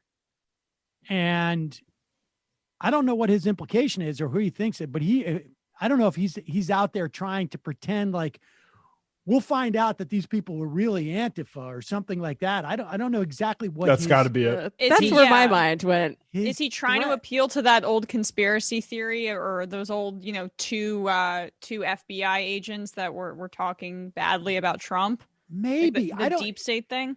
I think he must know that the Democrats aren't planning to call witnesses, or he thinks that they're not. And so he makes it like, we'll blow the whole lid off this thing. Well, it's like, well, if it's really like that deep, why wouldn't you blow the whole lid off it? But here is another attempt that's interesting that we're going to hear from the Trump's defense team. Here is David Schoen. He's one of the lawyers that's going to be representing Trump in the impeachment hearing next week.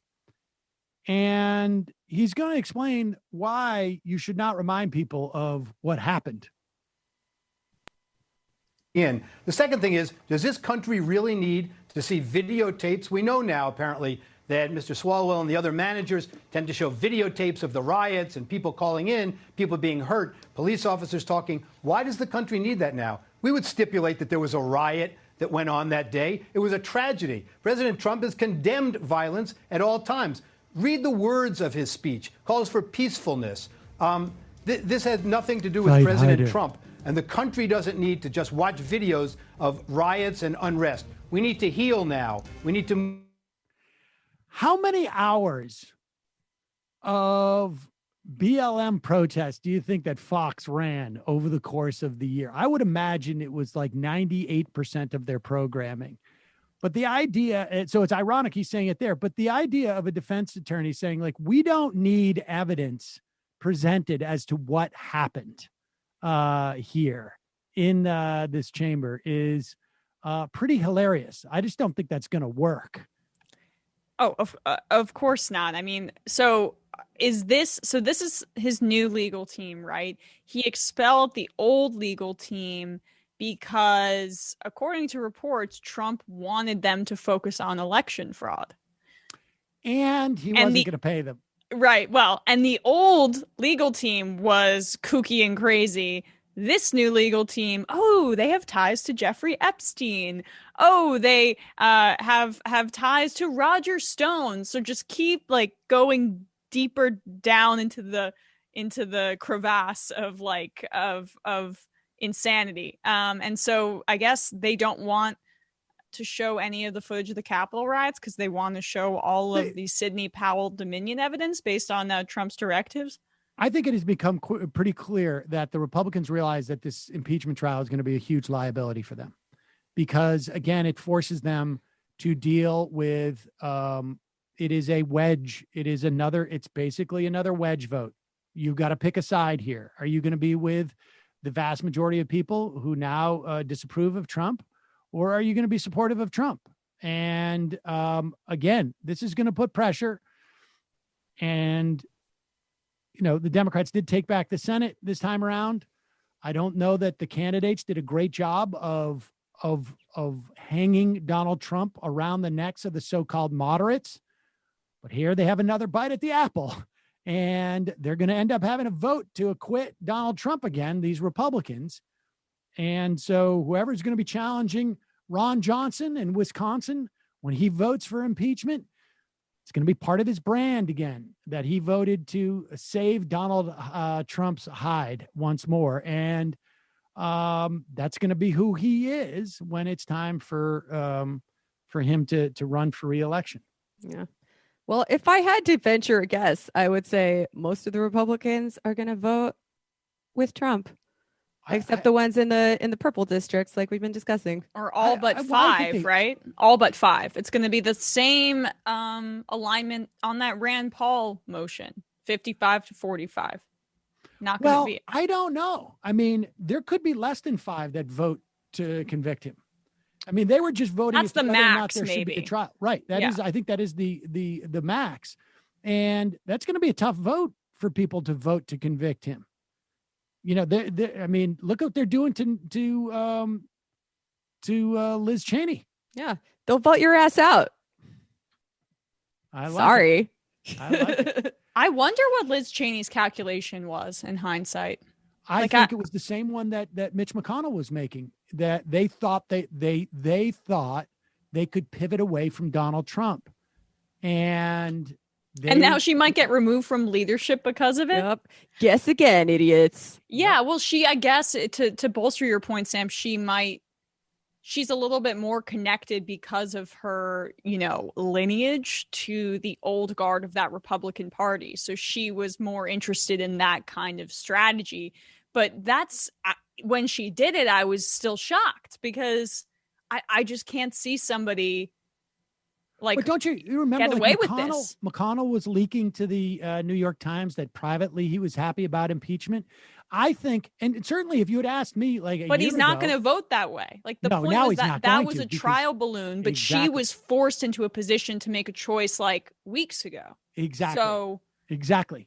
And if you'd asked me, would the Republicans be able to pivot away from Trump?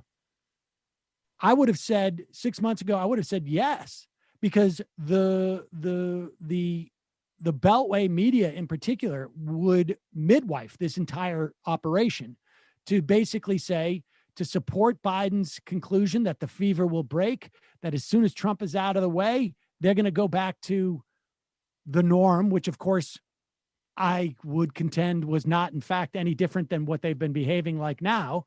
But I think that project got wrecked on January 6th. I think that's what happened. And they all of their expectation that folks like Cheney and McConnell had, that they were going to be able to get past Donald Trump easily, got blown up because Trump did such a good job and the rest of them did such a good job of convincing them that Joe Biden wasn't really elected. 75% of Republicans believe in one fashion or another that Donald Trump actually won the election. And the media would no longer, created this, January 6th created a litmus test.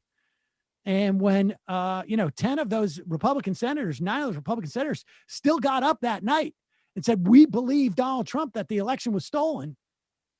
And 100, whatever it was, 30 in the House. I think, even Chuck Todd couldn't bring himself to go like, well, I mean, they don't really think this. Although I guess he did the other day. But do you think that this could cause a backlash effect, though, on behalf of, Trump supporters who maybe thought that the Capitol Hill riot went a little too far, but they still think the election was stolen and they're going to stand up to defend him no matter what happens after that? But is that a backlash, or did they not really in any way ever change their opinion? Well, Yeah, I feel like maybe his grip on them was loosening a little bit after they saw what happened there. I don't know. I use my friend's dad as a proxy for this because he's the only like really gung-ho Trump person that I know. He believes that the election was stolen, but then he saw what happened on Capitol Hill and he was like, well, they shouldn't have done that. It's bad that they did that. It's bad that he was mixed up in it. But if then they tried to impeach him based on that, he would obviously be on his side, be like, well, he doesn't deserve that. Yeah. Also, I think people are still underestimating how Trump's grip is loosening based on him being deplatformed. Like him not having this direct line to his supporters. And being out of power. And it's just losing. And losing, and it's just like it's like a little when someone gets stabbed by like that little sword in Game of Thrones or whatever, Arya's needle, like they're just slowly bleeding out. He's slowly bleeding out, and like, Crowder's out on him.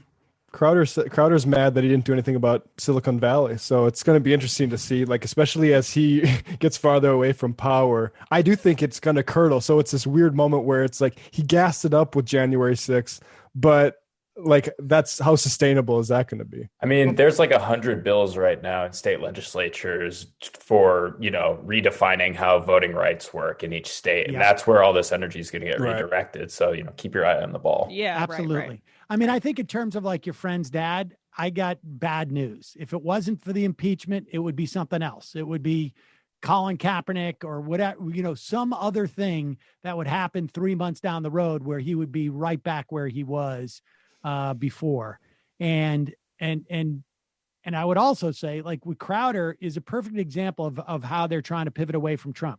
They pick some issue that they just pull out of their arse, right? Like big tech. Like, I'm sure Crowder was very worried about big tech, and has a whole policy program on what to implement about big tech. But he needs something to make it look like he's principled.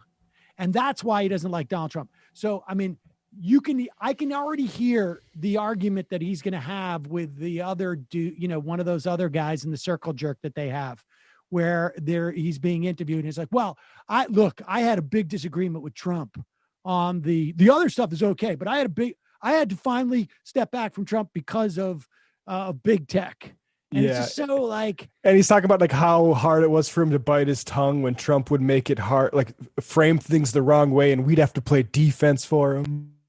I mean, that is just, I just, like I've seen this cycle so many times with them on the right, where you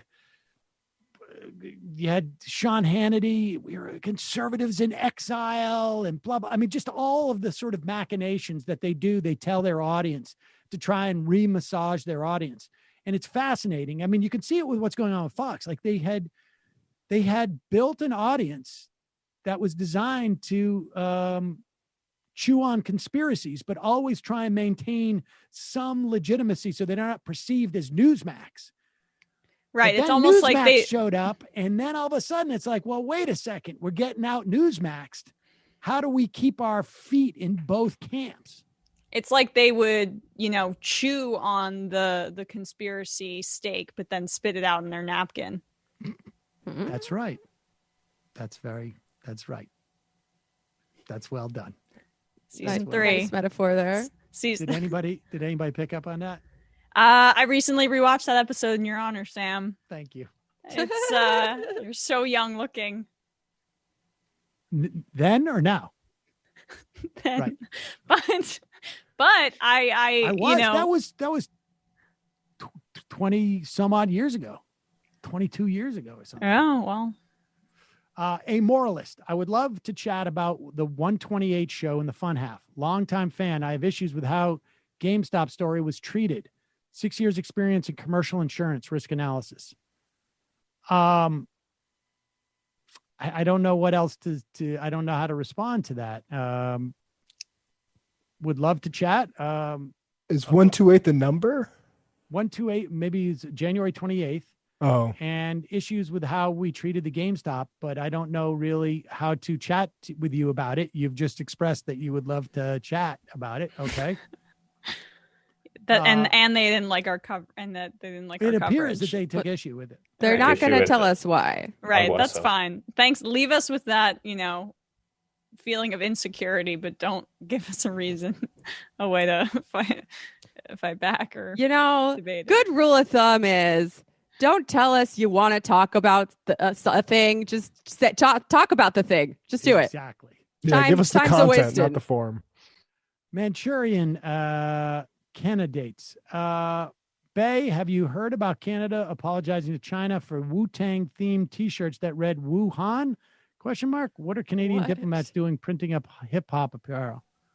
What? I don't know what's going on. It sounds. I mean, I could just imagine that there's some right-wing Canadian MPs that thought it'd be funny to make Wuhan T-shirts because Wu-Tang Clan.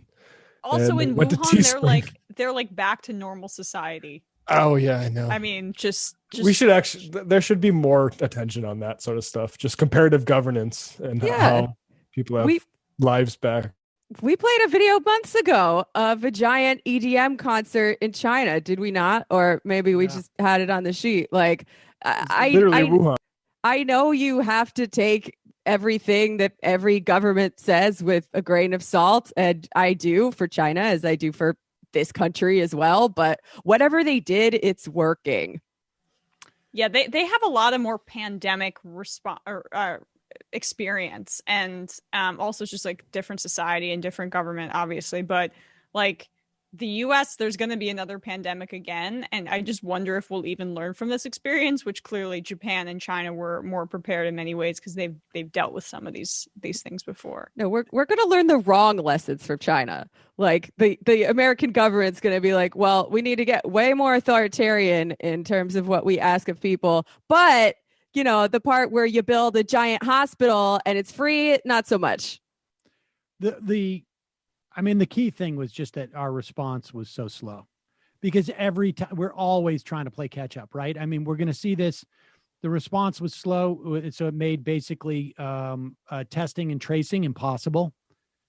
You can't. I mean, I think for the most part they've given up on the concept of tracing at this point, for the most part, because it's just the spread is just too large. Testing, the idea that, just now they're working out a way in which we can bulk up the production to bring down the prices of these home tests from like $30 to, closer to like $2 is where they should be, $1.50 or free, frankly. The idea that we're doing that now, 9 months into this, 10 months into it is just completely nuts. The idea that like, we didn't just produce a ton of N95 masks and, you get them in like with your coupon mailers essentially in your mailbox. And now, because of how slow we have been in the production, forcing the production of vaccinations, we're now in this race with mutations.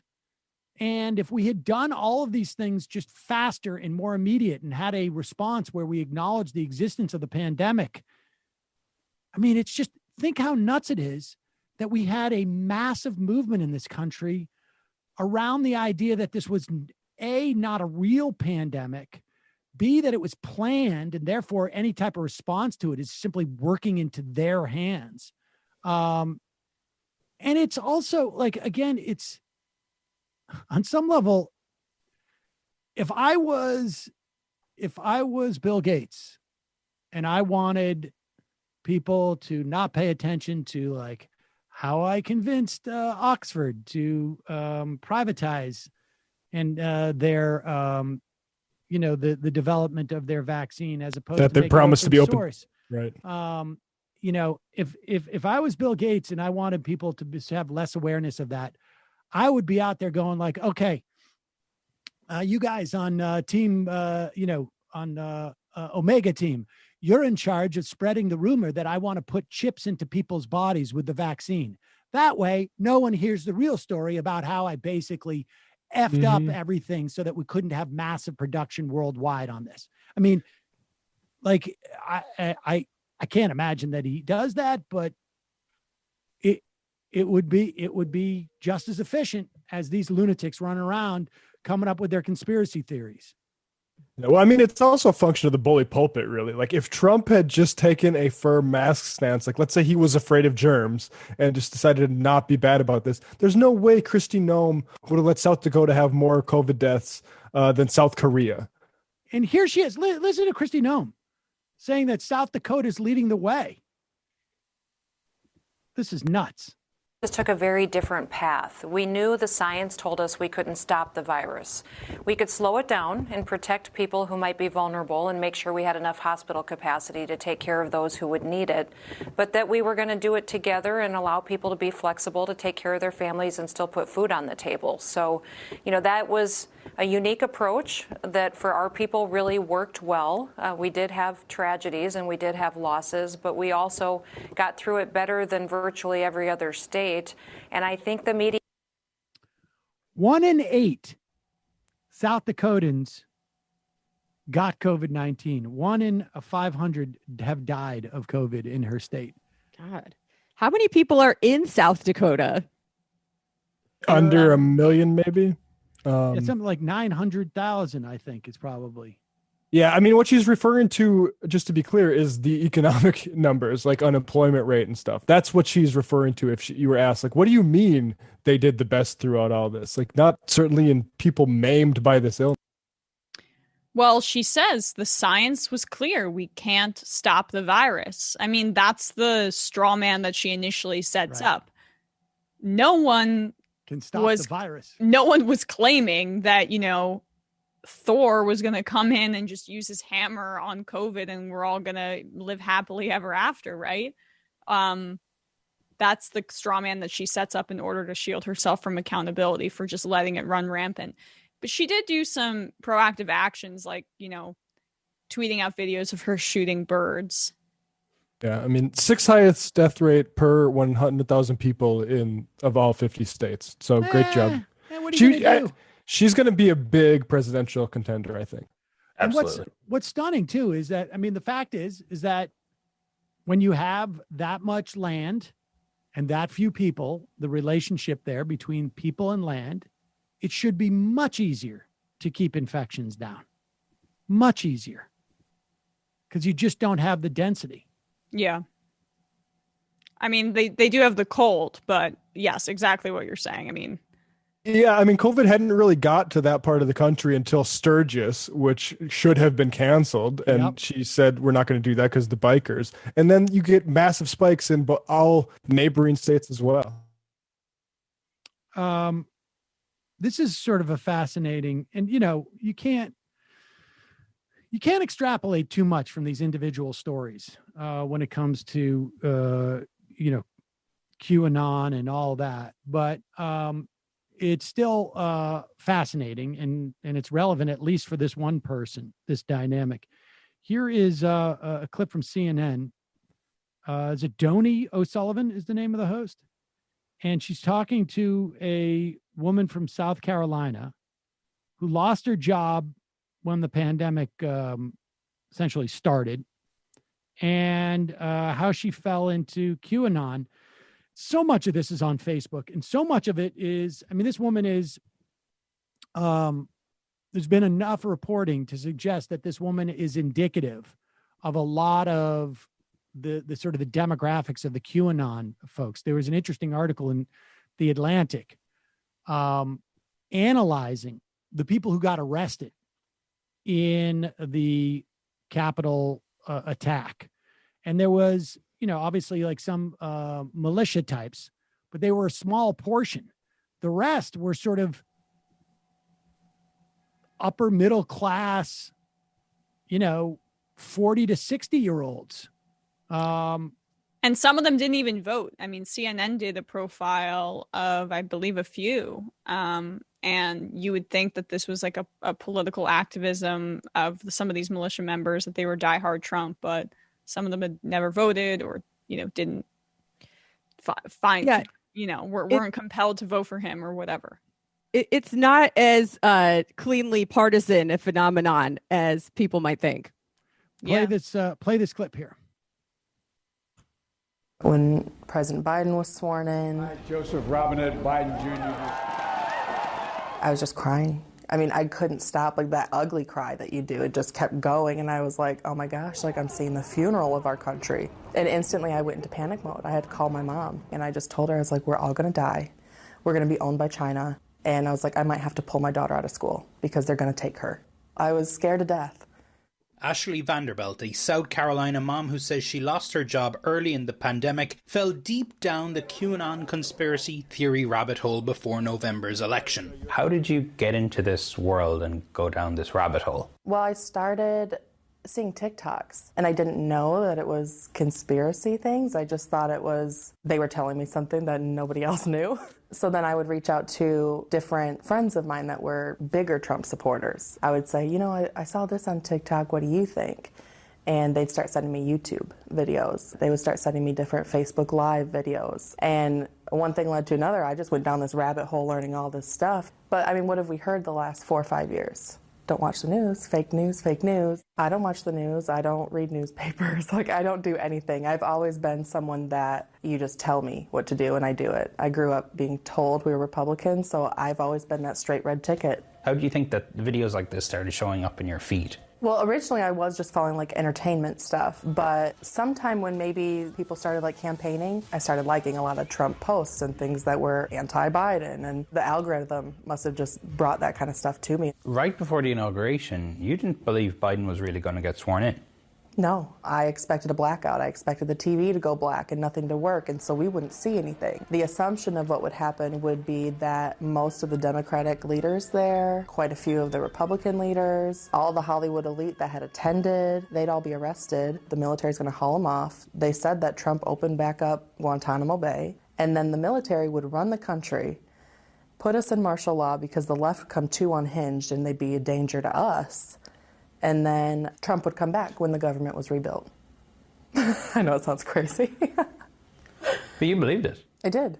And then Biden got sworn in. Mm-hmm. How did you feel? I was devastated. The belief among QAnon supporters. I mean, I would love to talk to her more, frankly. I mean, I'm curious as to 100%. You know, she seems articulate and lucid and realizes that it appears that she got duped. She acknowledges, like, she has some introspection as to like how easy it was for her to get duped. She just basically said, like, yeah, no, I'm sort of been raised as an authoritarian and I've been told what to do and that's what I do. I mean, I'm curious, like, where she is now. This is sort of like the reverse Brandon Straka. Yeah, she walked away. Speaking of which, he's I think he might go to jail, but that's a new hashtag, locked away. Pretty there was a great joke by Brendan, but pretty quick turnaround for this woman. I mean, Biden was only inaugurated 2 weeks ago. I'm just sort of like absolutely flummoxed, and it's terrifying. I mean, it's terrifying what she believed was going to happen. And the idea that she felt like she had to take her kid out of school. And, you know, I mean, like, look, there was a lot of people who reacted similarly, maybe not obviously not to the same degree. You didn't have people storm the Capitol building. You didn't have people thinking that the TV was going to go black when Donald Trump, was going to get elected. They had, real concerns that a significant portion of them were borne out to be correct, right? Like, you had massive deportations. You had people who were here protected under temporary protected status thrown out of the country. You had increase in ICE raids internally in the country. You had 5,500 kids who were separated from their families. God knows if, what would have happened if there was no pandemic and Donald Trump had won the election. You had the Muslim ban. I mean, you had a lot of things that were, I think, for folks who were the most vulnerable in this country, really had some legitimate suffering. And part of that was communicated by Trump, right? I mean, he comes down, he starts off his campaign by saying, the Mexicans are rapists and whatnot.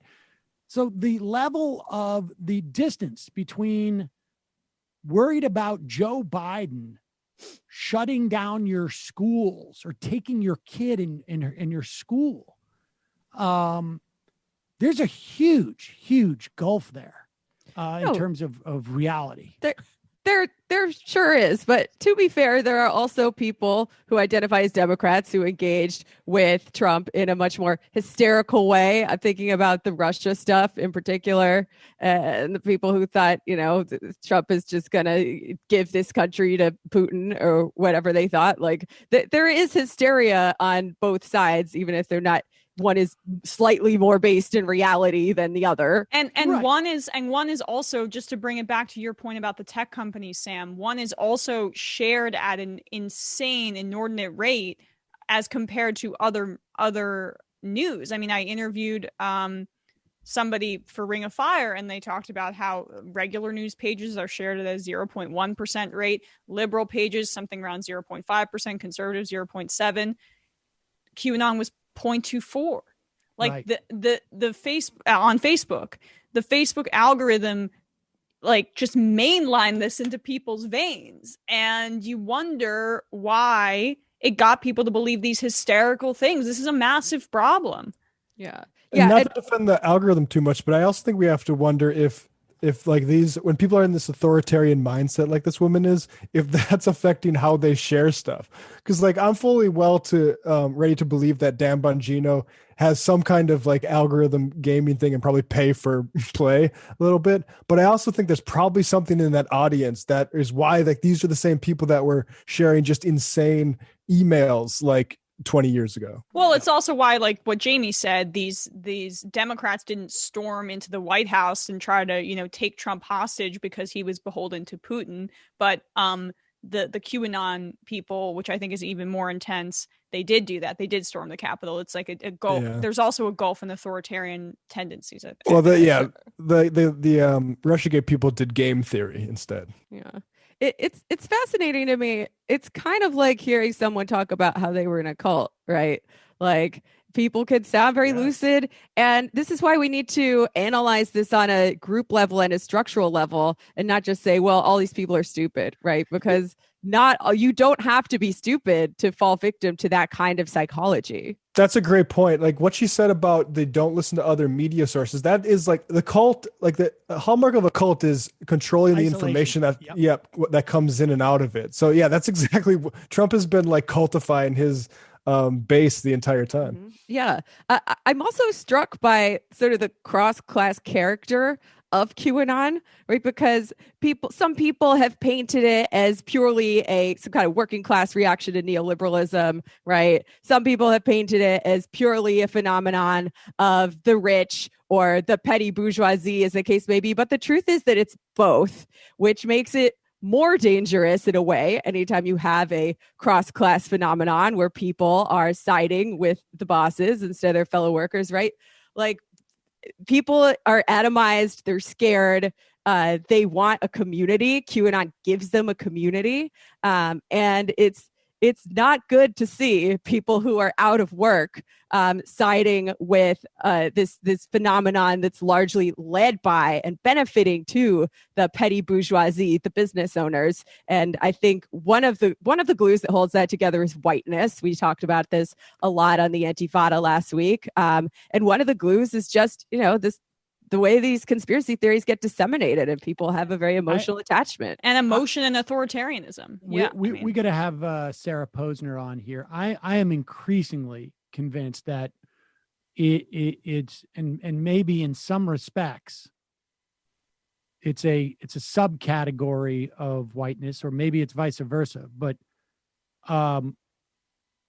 Christianity, as practiced by a specific type of Christianhood, I think is even more.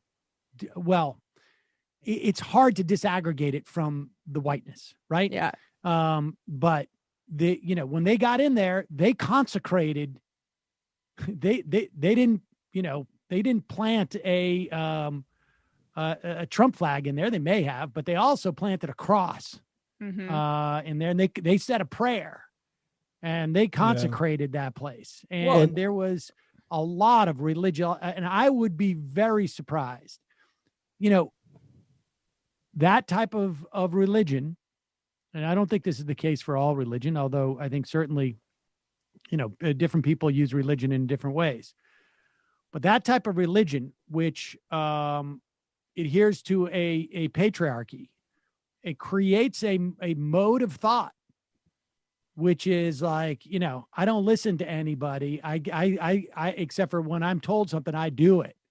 And on some level, the absence of a central authority telling her what to do, she just looked for like sort of the mass, her friends, to tell her what to do. And that's the way that went. I would be shocked if she does not identify as a Christian.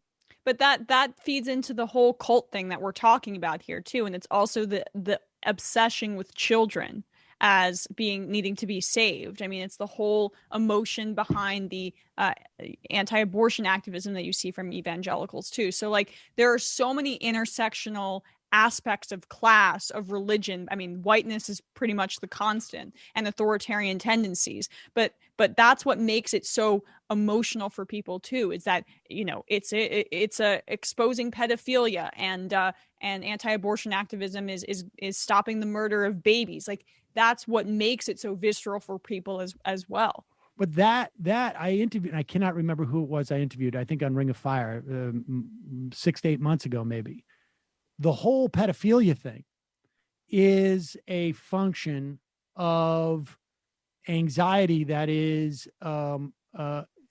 anxiety that the traditional family is breaking apart, because this has its root in like the fake scares about daycare centers molesting kids. And what does daycare centers do? The same thing that women having sovereignty over their body when it comes to reproduction does. It allows women to have more economic power and to enter into, and to basically have economic, have some type of economic power relative to their husband. The kids can go to daycare. The women can go out and make their own money, and that destabilizes the traditional family. But isn't it also, I mean, it's, if a woman can control her reproductive, that she decides when she gets pregnant, she can control her economic future. And there's this sense of like, they'll have the ability to cast off men. They won't be as desperate for male support. I mean, that is a big part of it. Yeah.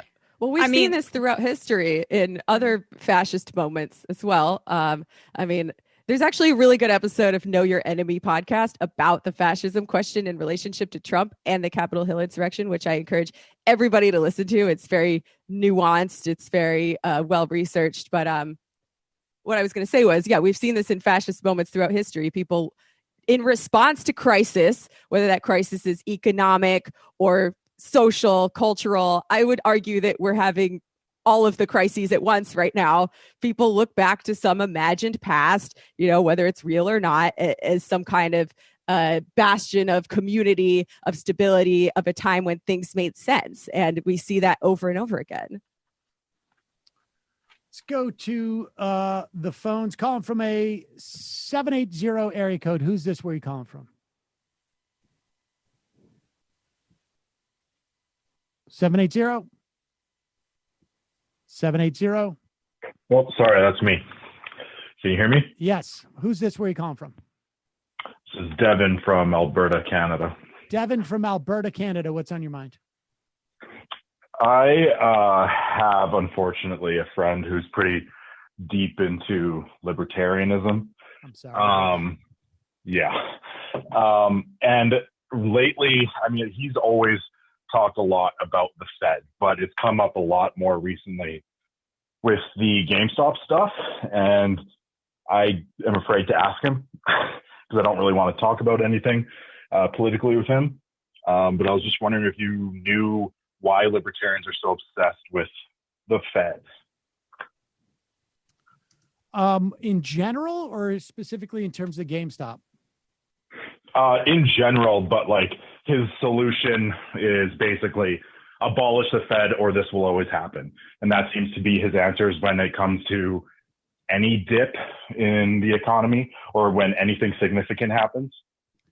Yeah, well, I mean, I think there are different sort of complaints about this. Like the Fed could definitely be more transparent and could be more accountable, without a doubt.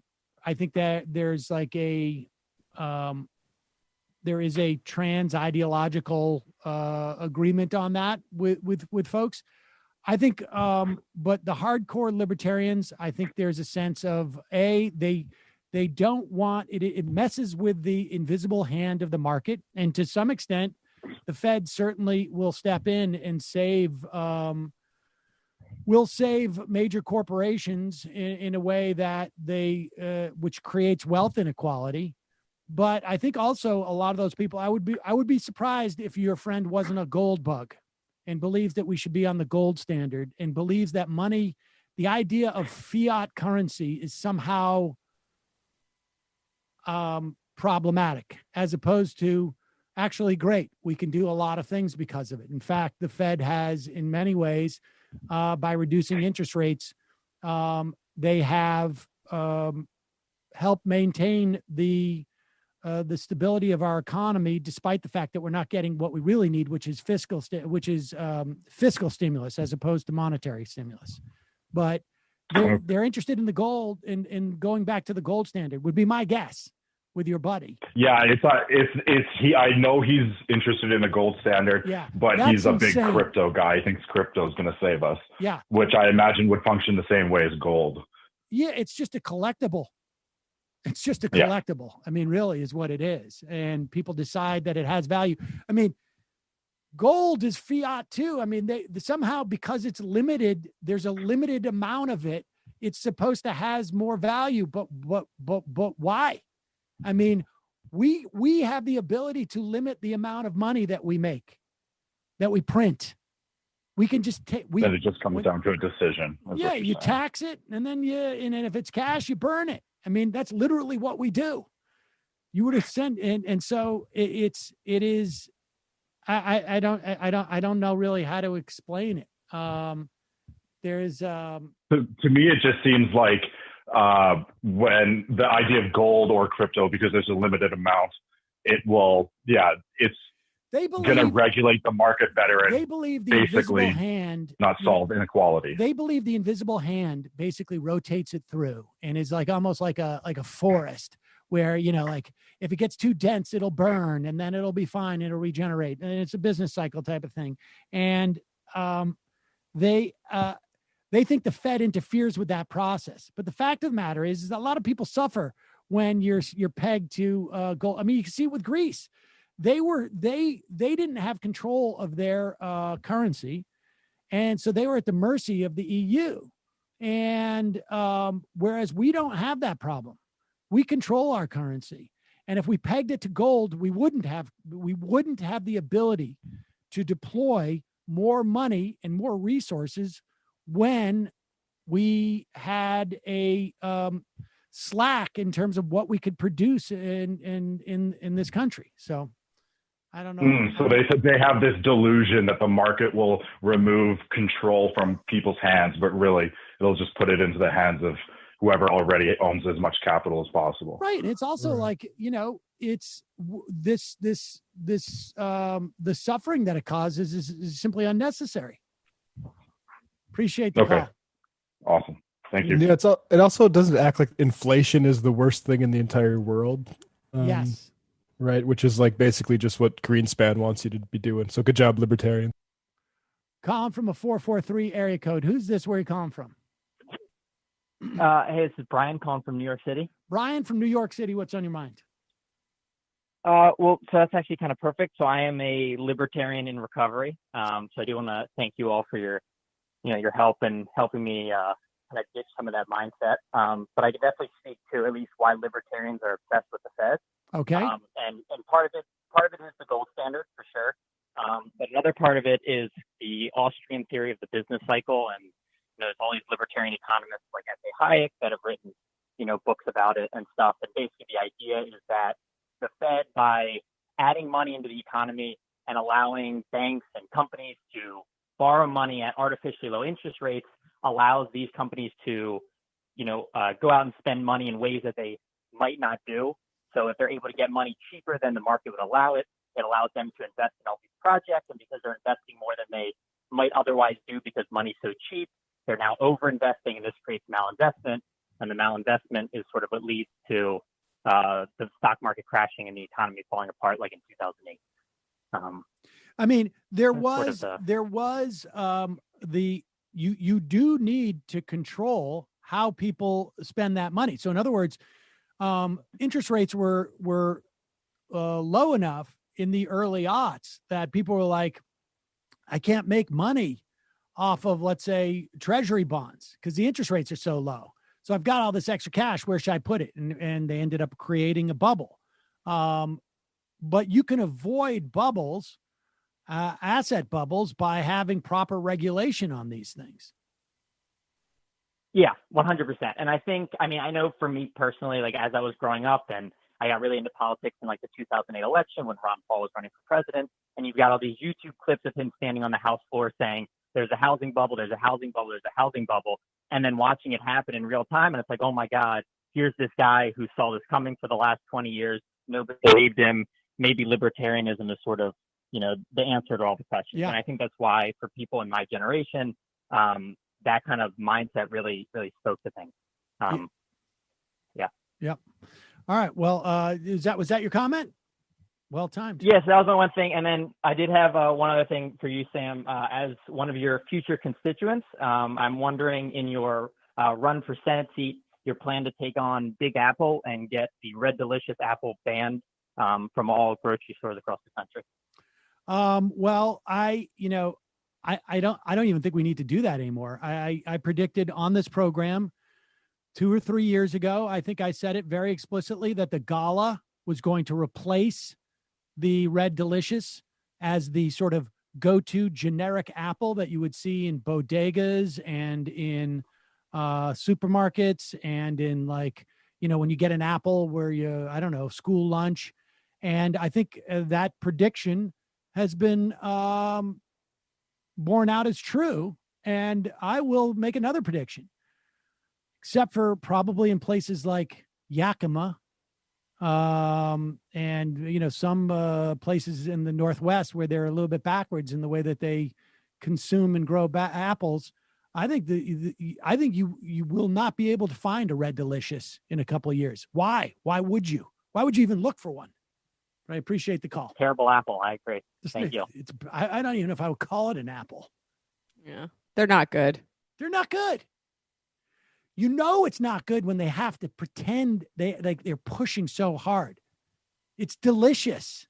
Mm-hmm. Wait, this is not delicious. Yes, it is. That's the name of it. That's they literally, that apple was so bad. They literally had to redefine what delicious meant. It's the only way that you'd eat it. Very Orwellian. It's nuts. 1984, man. Remember? All right. It's everything now. What should we play? Should we play how Jimmy Dore was just so in love with Tim Canova, who turned out to be a lunatic? I mean, I remember interviewing the guy and being impressed at one point, going like, I think he worked for Barney Frank and smart guy, and had and then all of a sudden he sort of went off the deep end at one point. Jen Perlman, who ran against Debbie Wasser Schultz, has a story about Jimmy Dore. I think I interviewed her once or twice on Ring of Fire. Maybe I did it once, and maybe I think when Farron was filling in for me, we were interviewing a lot of candidates who were challenging Democrats. Or Tim Pool, basically, let's do Tim Pool doing his impersonation of Glenn Greenwald and Jimmy Dore, or vice versa. I don't know. I don't know how that virtuous circle goes. Here's Tim Pool on the Timcast. I'm surprised, though. I thought he didn't talk about politics anymore. It was just skateboarding, right? Matt, what happened? I don't care. Look, AOC clearly does not have the what's the right word? I'm trying not to be disrespectful, but let's just be honest, she doesn't have the strength or fortitude of will to properly handle a situation like this. That is not meant to be disrespectful to her. I don't expect her to be a war veteran who's experienced crisis, and I don't expect her to be someone who who's hardened from our inner city streets. AOC lived, I guess she was like upstate New York in the Bronx. Not the worst places in the world. What? I'm sure she has a general understanding Pause of. it for 1 second. Do they not? I know he doesn't have the internet there, so he can't do things like Zoom interviews or whatever it is. But does he not have a map? Can he not buy? Yeah, let's one? not gloss over the fact that Tim thinks upstate New York is the Bronx. Yeah. Well, I think he's a down-home American. Doesn't know that blue state nonsense. To be fair, she did grow up partly in Westchester County, but nobody thinks of that as upstate New York. No, let's put a map of New York City up there. Can we do that? Because maybe folks and Tim used to live in New York. I worked with Tim in New York. On the Upper West Side, no less. That the Bronx is actually New York City. It's a borough of New York City. And upstate is massive. And it's not just upstate, it's sort of like outstate. You know, you're going west and you're going. So that is, the Bronx is orange there. And Manhattan is green. That is all the colors that you see there are New York City. And then you got Yonkers and New Rochelle. That's your Westchester. Yeah. And then can you go up She's from Parkchester. This is just a map of the city. She's from Parkchester. Okay. If you then drive north, you can get to the border of New York State. Depending on where you go, it could take you 8 hours. It could take you 6 hours. It could take you 6 hours going the other way. Like upstate is very different. Yeah. I mean, Tim is really saying like there's a picture of where her house was that like, it's not a project housing or something. Like Tim is famously the guy who was going to investigate the no-go zones in Sweden. So like, that's the kind of like the psychogeography that's going on in this guy's brain. But I guarantee that we could find places outside, even in upstate New York, that Tim would think are pretty scary to go to in his mind.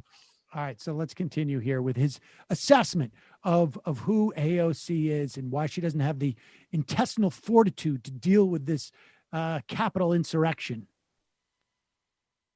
AOC lived, I guess she was like upstate New York in the Bronx. Not the worst places in the world. I'm sure she has a general understanding of some kind of, you know, what the street life can be like or whatever, but she is absolutely soft. Again, I'm not saying this to be mean, okay? Come on. Like, we're not going to sit here and pretend that AOC is a combat veteran or who has hostile environment training. So when she hears a bang on the door, she gets terrified. I can respect that. Not everybody is a soldier. And that's why we have warriors, and that's why we respect soldiers, because they're the ones who have the strength of will and the confidence. It's not even about look. I'll tell you this: firefighters, cops, soldiers, you know, combat or otherwise, medics, they get scared too. But the difference between being a coward and being brave is not whether or not you're scared; it's whether or not you overcome the fear. AOC was able to get out of the situation, and she was terrified of these police officers. Now, I will be critical in some respect. I think that we need to have there's a reason I'm a fan of Tulsi Gabbard. Just before we get to his Tulsi standing, because she's a warrior. Oh, his new peer in Grift.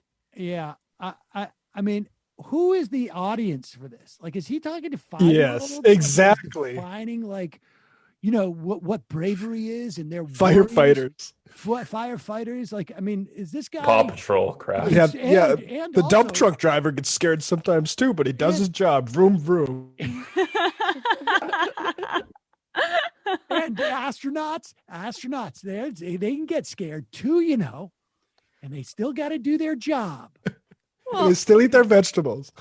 Like, what does he think a congressional representative's job is supposed to be? Like, they're not generally thought of as soldiers or combatants, are they?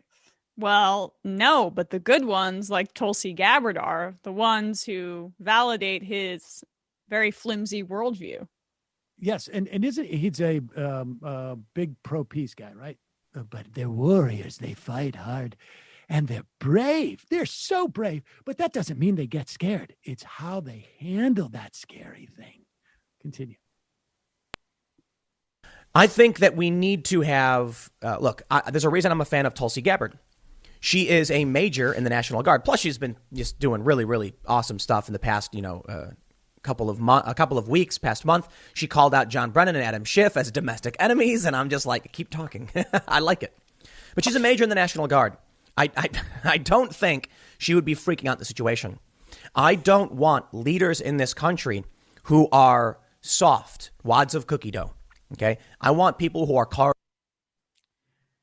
He wants a lot of Tulsi Gabbards. He wants Tulsi Gabbard to come hang out with him. Yeah. He wants to watch a lot more of her CrossFit videos. More Tulsi Gabbard for Tim Pool. A lot of descriptions of physiognomy being like soft or hard. Like, I think Tim's been watching Tulsi a workout video. Yeah. Oh my God. Too much of that language. He is such a he's such a hard guy himself, and the idea that like we want and then people get up and give their speeches like it would actually make it easier. We would just do like one of those what was that show that they had on there, like the Warrior, they had like those reality like athletic competitions where they would run across American Ninja Warrior. American Ninja Warrior, yeah. We could do that as a competition. Yeah, Honestly, I would love to see Tim participate in that.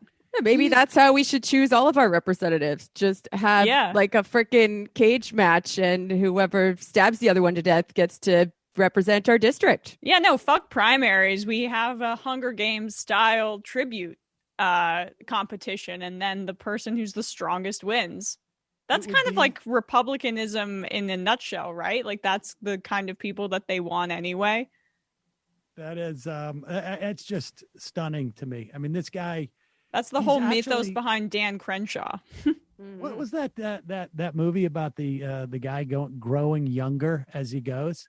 Like, I really do think Benjamin that's Button. happening. Benjamin Button. Yeah, he's like the Benjamin Button of this. Like his audience just keeps getting younger and younger, I think. Yeah, it's just gonna be goo goo gaga in like a year.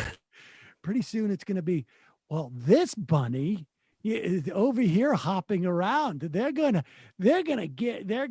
a tough bunny. And the other bunnies are soft bunnies. He can contribute to that MAGA kids show that the Facebook Facebook that the caller was talking about yesterday. All right, we got time for one more call. Let's see what we got here. We've had so many people have been on the line for an hour. Got to take one of them. Calling from an 860 area code. Who's this? Where are you calling from? 860? 860? Going once. Going twice. Not there, I don't think. Let's see. We'll take somebody else who's been on the phone for an hour. I just got to let this refresh. And calling from a 504 area code. Who's this? Where are you calling from? Hey, this is Ben calling from New Orleans. How are Ben y'all? from New Orleans. You are the final caller of the day. What's on? What's that? What's... Well, I have to apologize first because I am the one who messaged you about the 128 show, misunderstanding the format, and I left that just hanging over y'all's heads, so I want to apologize. All right. Apology accepted. So my issue was, I guess the way that y'all were talking about it, it seemed to me as though it would make sense in a world in which, shall we say, every roulette bet was the same. But I think the way that y'all were speaking about it sort of encouraged the riskiest plays at the ultimate justification of, well, it's arbitrary. And I agree that it's arbitrary, but, betting on you got to red be is a little different bit from more betting on double explicit. zero. You got to be a little bit more explicit because you're just talking about a dynamic, and I don't remember exactly. You're characterizing what we said, and I'm not exactly sure I fully grasp what you're saying. Well, let's see. I think I'm trying to remember who exactly was recommending it, but I think, and I don't want to talk about people who aren't here and stuff like that, but it was like that this was going to do damage to big hedge funds and the market is arbitrary. I agreed with a lot of what Jamie was saying, but it seemed like she was saying you should make this play because it's arbitrary. And, Marx played with stocks, but Marx also wrote hundreds of words on commodity pricing. You know what I'm saying? I mostly thought it was funny that Marx played with stocks. I'm not sure what larger point you're extrapolating from this, although it was. She wasn't saying Marx would have bought a whole bunch of GameSpot. It just sounded like y'all were encouraging the playing with GameStop. To me. No. That was, I would never, ever encourage anybody to do anything involving stocks in a million years. Because a lot of those people are going to get. The main reason why I thought that was because it sounded as though Emma was saying that she owned shares in GameStop on the show. Oh yeah, she's involved in this. Yeah. No, I'm not. Not GameStop. I decided to take a really shittier bet on Nokia, and didn't work out for me. Oh. Well, that's the thing. Is that look, there's no doubt that a lot of those people in that subreddit lost money, and it's hard to sort of decipher how many of those people were doing this as this is just a way to be a to jam something into the gears for a couple of days and have some fun, or some people actually thought that they were going to make a ton of money and ended up losing some money. I wouldn't recommend anybody do any of this. I mean, I think the thing that people liked about it or appreciated was people like the idea that in this instance, you had people who didn't have the institutional support and backing and the massive capital. They band together and they were able to mess up this other big player's trades to some extent. I mean, certainly some of them. And then also it exposed to sort of there's one set of rules for one group of people and another set of rules for another group of people. And to be more explicit, there's one set of rules for rich people and there's another set of rules for everybody else. And even in look, if you step back from there's another set of rules, which is rich people can make money on the stock market. Nobody else really has that opportunity. And they just don't have enough capital to actually get into that game. But then even inside the game, it's fixed for rich people to make more money.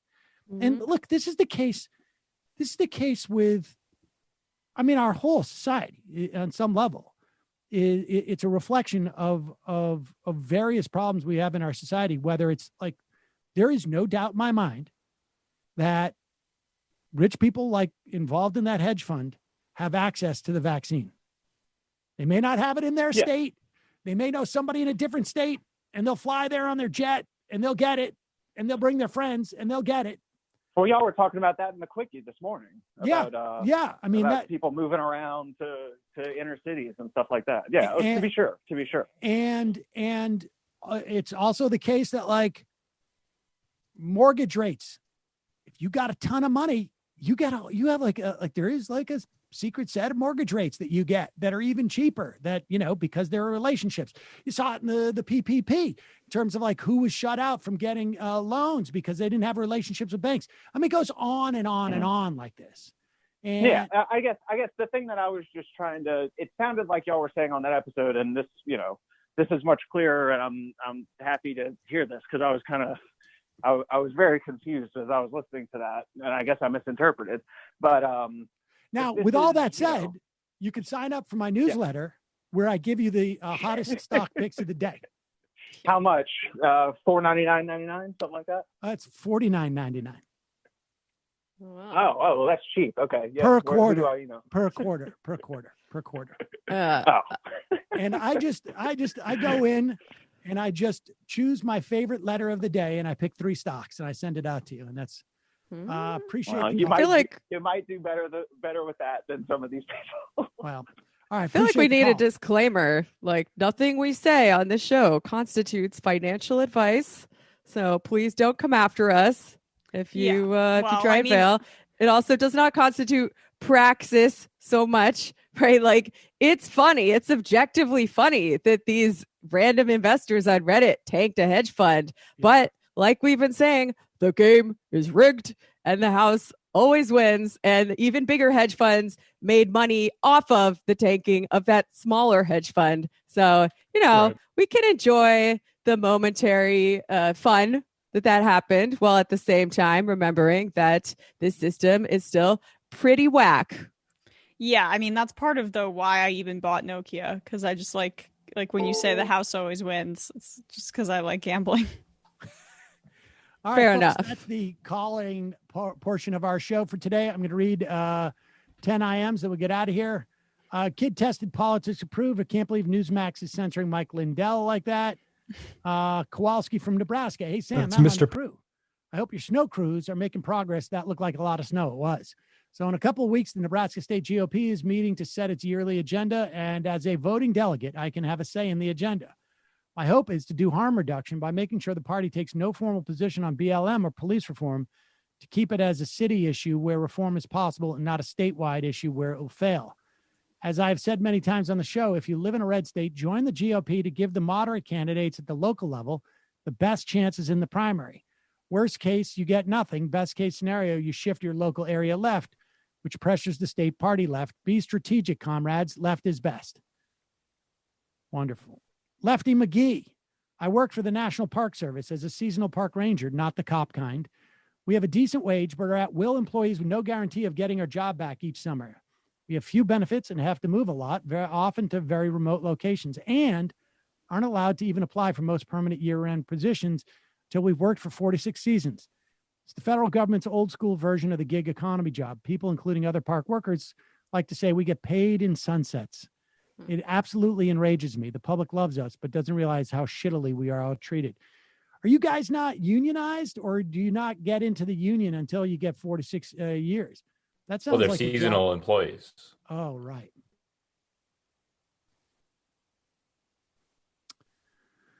That sucks. Yeah,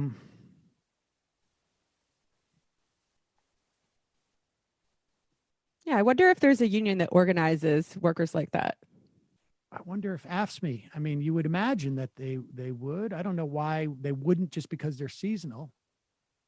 I mean, actors, don't work all the time. Yeah. Maybe I'll ask Kenzo later. That's a good question for Kenzo. Gigantor. The problem with the pronunciation of Nomiki's name is that he puts the emphasis on the key, but here in America, we insist the emphasis is always on the me.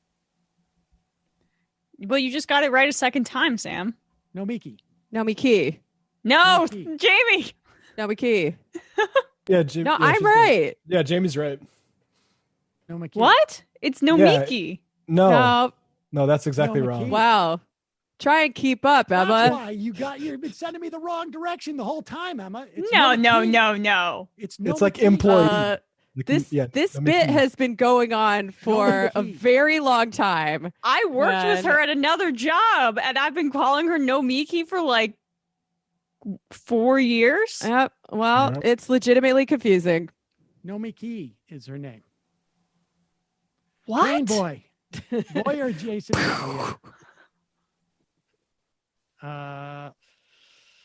Big Dick Cheney energy.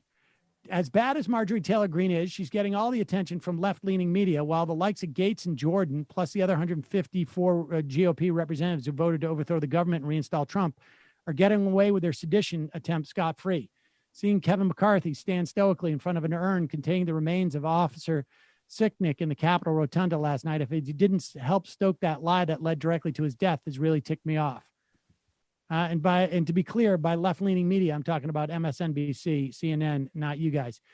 Yeah, I mean, it is their desperate attempt to always protect the heart of the Republican Party.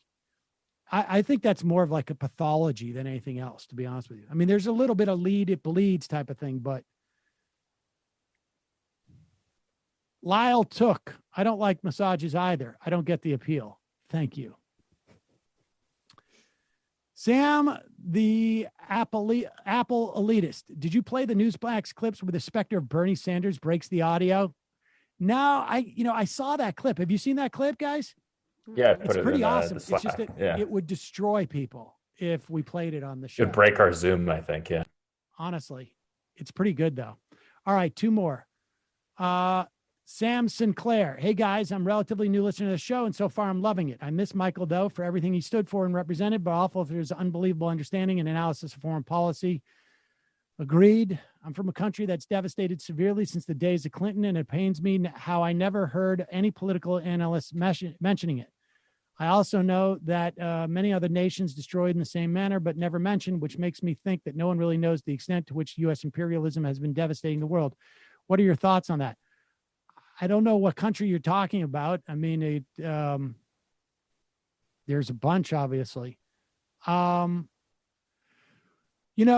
think to a certain extent, when Michael sort of came into his own, I certainly felt like I was outsourcing a lot of the foreign policy stuff to him. When he came on to the show very early on, I don't know how many people remember this, but he did a podcast. I can't remember what the name of it was now. I want to say Deconstructed, but I don't know if that's what it was, for Aslan Media. And this was back in like 2012 or 13. I mean, this is back before when we were still in the old place. And I mean, that's what he had studied. He had spent some time in Turkey, and my understanding of these things are basically from stuff that I had read in college and stuff that I read now as much. And so it's going to take a while, I think, for me, and hopefully, as we move forward in the Biden administration and the news cycle slows down, because it's going to, they're not going to be able to get any legislation passed. As the news cycle slows down, we're going to pay more attention to that, both from a historical and an ongoing basis. That's my plan anyway. And two recommendations I would have to people missing is two people that were TMBS regulars, Daniel Bessner and Derek Davison. Derek Davison has the Foreign Exchanges Substack, which is the only Substack I pay for at this point. And Daniel Bessner regularly features there. So that's a great place for news of that sort. Okay, two more of these things. Pogo Champ. I used to doubt Matt's gamer cred, but his clearly heartfelt reaction to this tragedy has washed that all away. In the final I am of the day. Let's see. God, we have so many here. Final I am of the day comes from